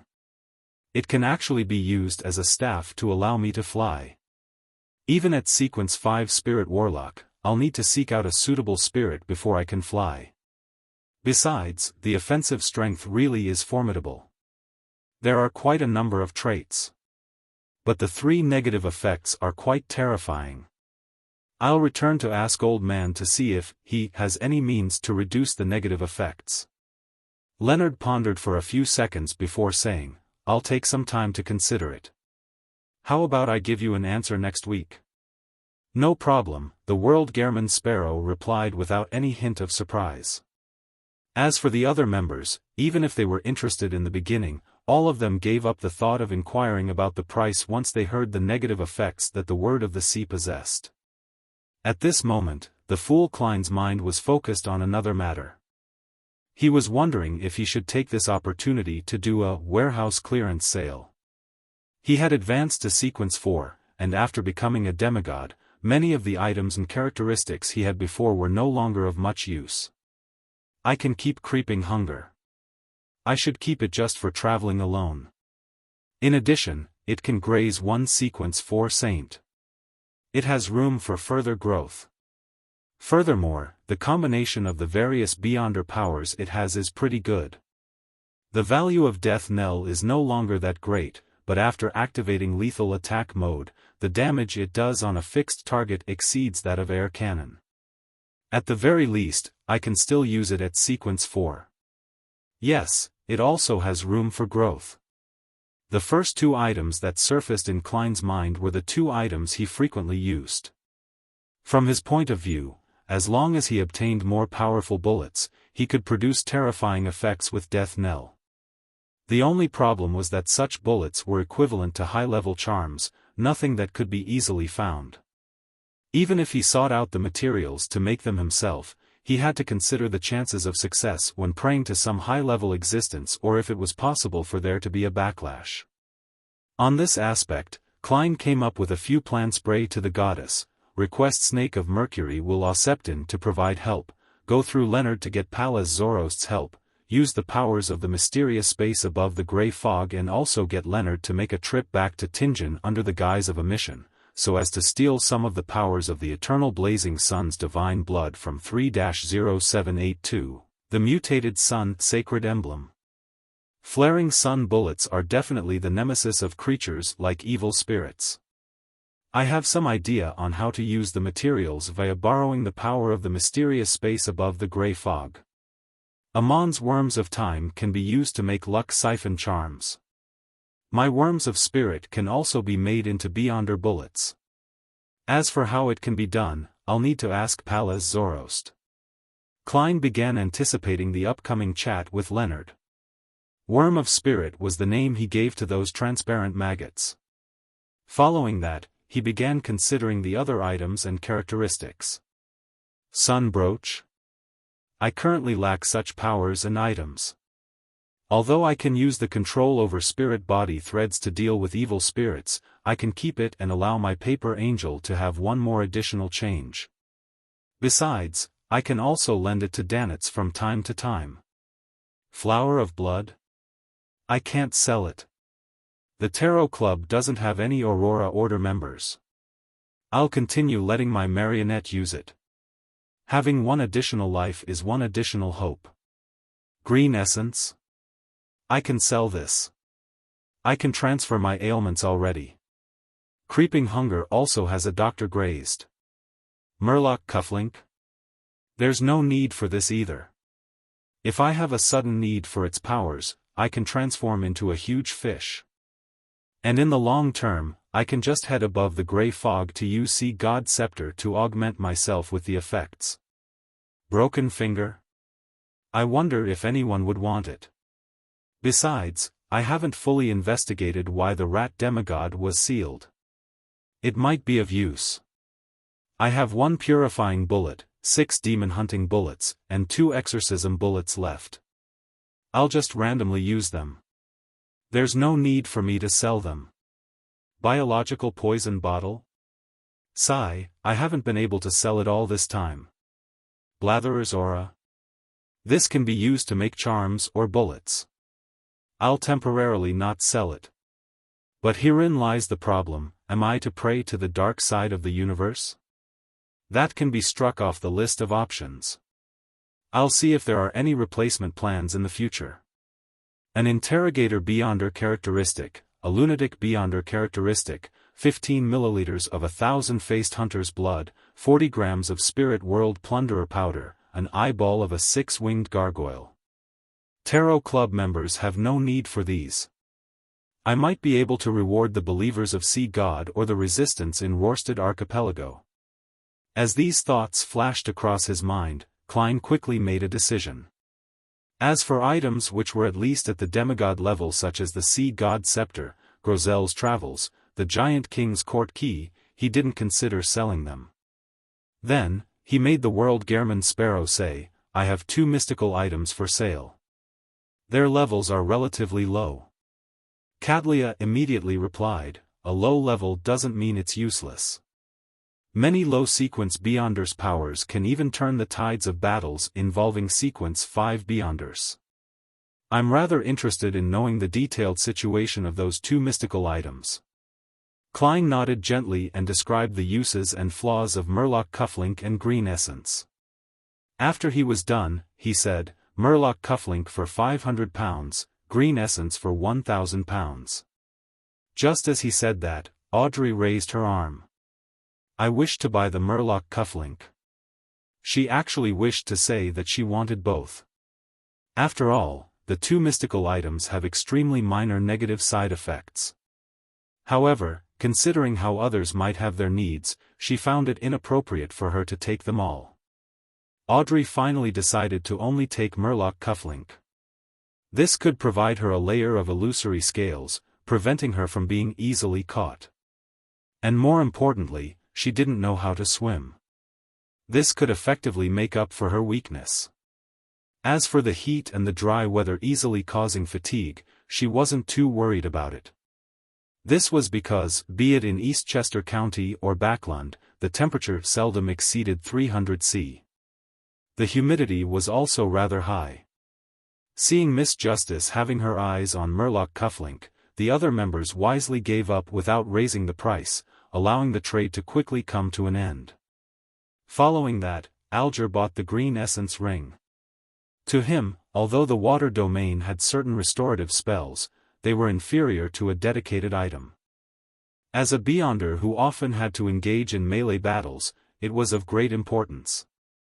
As for attracting mosquitoes, Alger wasn't bothered. This was because he had illusory scales beneath his skin, preventing him from being afraid of bites. After the transaction segment came to an end, Emlyn cleared his throat and asked a question.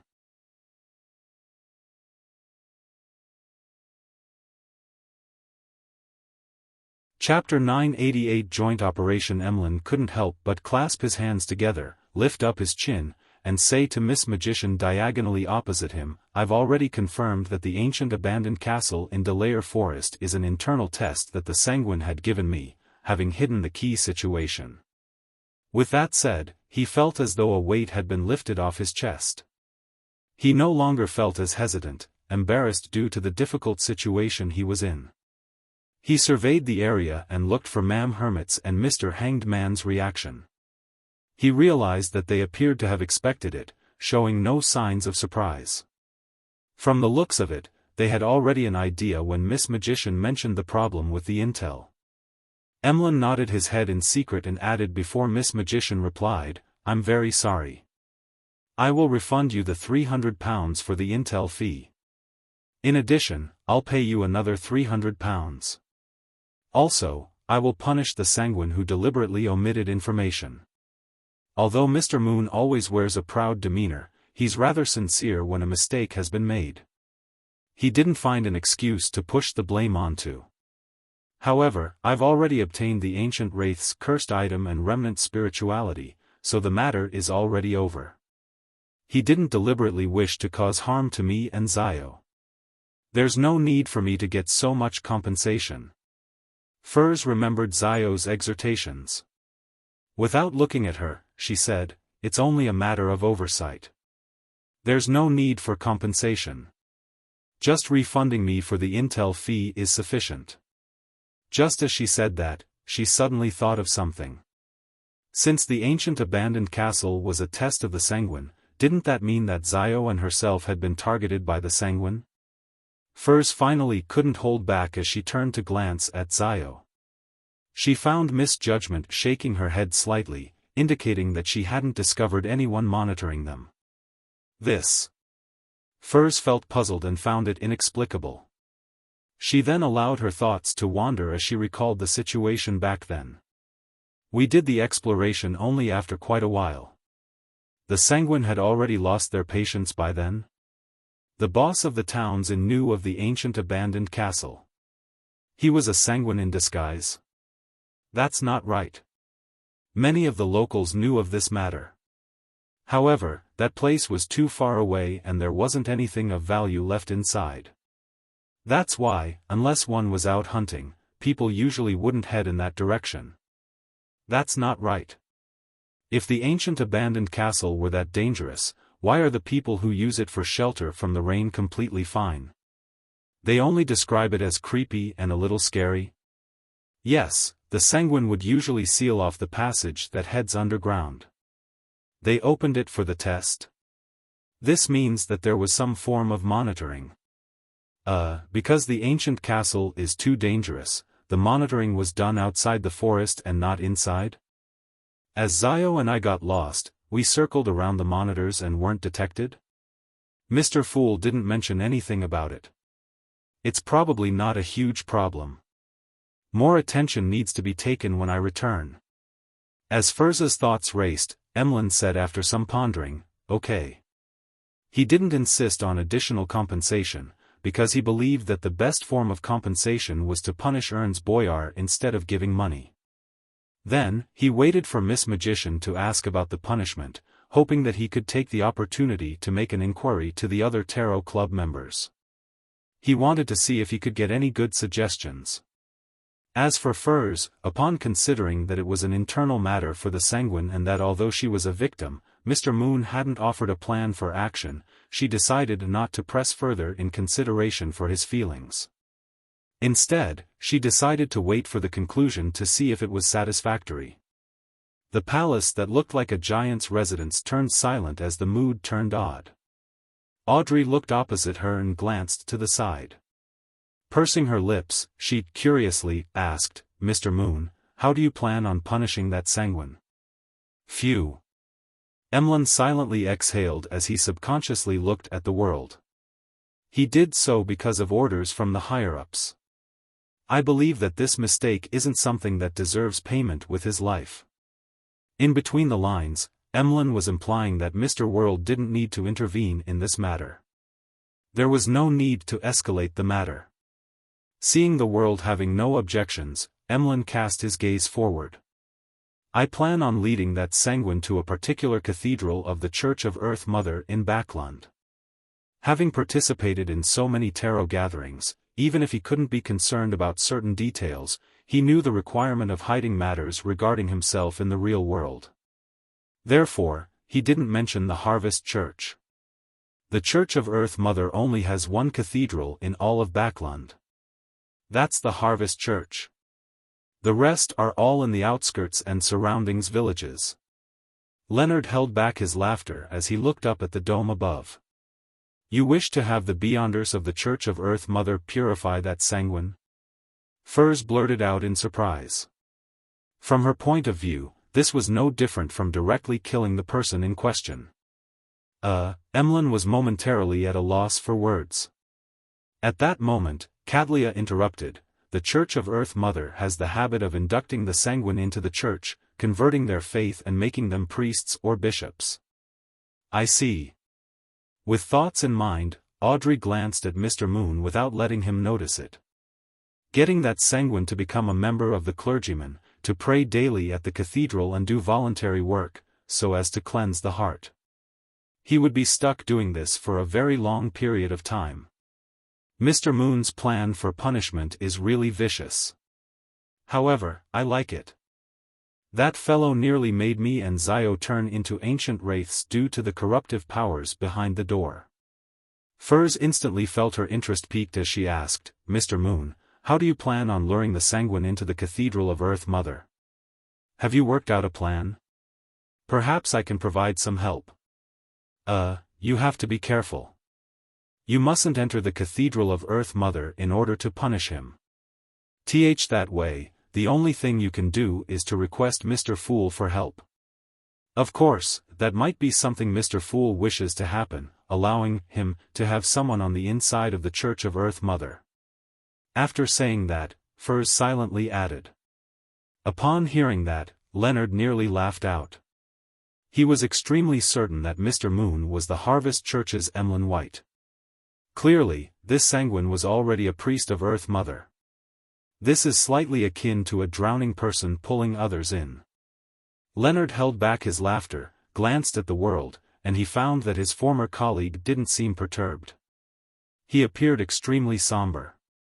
He couldn't help but think, is this the power of a clown, or is it a state that Klein is accustomed to? At the end of the long model table, the fool Klein nearly covered his mouth. He never expected Emlyn to be so creative. This was a little like multi-level marketing, yet it's a little different. After all, it's not necessarily a good thing for Emlyn to know of that. Klein leaned back into his chair as he awaited the development with piqued interest. He had always kept in mind Miss Justice's advice during his last treatment session about not always wearing a thick mask. He tried his best to do so when opportunities arose so as to maintain a healthy mental state. Upon hearing Miss Magician's words of concern, Emlyn felt even more awkward because he went to the Cathedral of Earth Mother several times a day on a daily basis. He felt uncomfortable even if he skipped the weekends. He cleared his throat and said, "I temporarily do not have a thought-out plan. I wish to get some suggestions from all of you. Yes, I hope that we do not have too intense a battle. It's difficult to ensure that the matter doesn't escalate, and I also do not wish for my identity to be directly exposed. Miss Magician, there are no problems regarding your participation, but we will absolutely not be meeting each other." His idea of not directly exposing his identity meant that he didn't mind that Ernst Boyar and the other Sanguine could guess that he did it. It was a way to instill shock and awe in them, but it was best that there wasn't any obvious evidence. Furs tersely answered as she mimicked the other experienced members of the Tarot Club. "First, you need to tell us what sequence that Sanguine is roughly at and what he's good at." Emlyn was already prepared as he answered, "It's equivalent to sequence 5. He's quite experienced and is good at creating the effects of the full moon." Effects of the full moon? Furs was taken aback as she turned agape but was unable to say a word. After Emlyn finished the introduction, Furs said with a hollow chuckle, "I recall that I have other matters to tend to. It might not be convenient for me to participate in this matter." When in a state similar to the full moon, she would hear Mr. Door's ravings.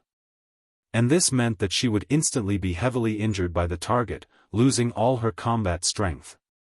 Emlyn frowned slightly, displeased with Miss Magician's sudden change in attitude. At this moment, Zio, who had been listening silently, said, "I can participate. I just need a portion of the spoils." Miss Judgment's tone is very firm. It's like she wants to exact vengeance. Emlyn mumbled silently to himself and glanced at Ma'am Hermit and Mr. Hanged Man, only to discover that they temporarily had no intention of speaking. It appeared as though they wished to observe what kind of plan the Backlund members of the Tarot Club could come up with. As this involved her friends and how it could be the first mission that the Tarot Club members would participate in at the same time, Audrey was rather intrigued. After some observation, she said in deliberation, "I can hypnotize that Sanguine, allowing him to enter the Cathedral of Earth Mother himself. However, to not expose ourselves and to ensure a high chance of success, it's best that he's in a lost or half-dazed state while I hypnotize him. Mr. Moon, can you do that?" Emlyn was summarizing his powers and items to consider a solution when Leonard suddenly laughed. "That's simple, but I'll only be responsible for making that Sanguine unconscious. Of course, the premise is that there's sufficient intel, and it depends on how we go about taking action." Just as he said that, Zio nodded and said, "I'm good at tracking and investigation. You can leave intel matters to me." "All right. First, Mr. Moon will have to inform me of that Sanguine's name, address, and appearance." "All right." Emlyn heaved a sigh of relief before saying in a somewhat lost manner, "Then what's my part in all of this? Also, what kind of payment do you want?" You're tuning into the Xiaofan's Wuxia Tales YouTube channel. Don't forget to subscribe and join us on this journey to catch the most captivating stories.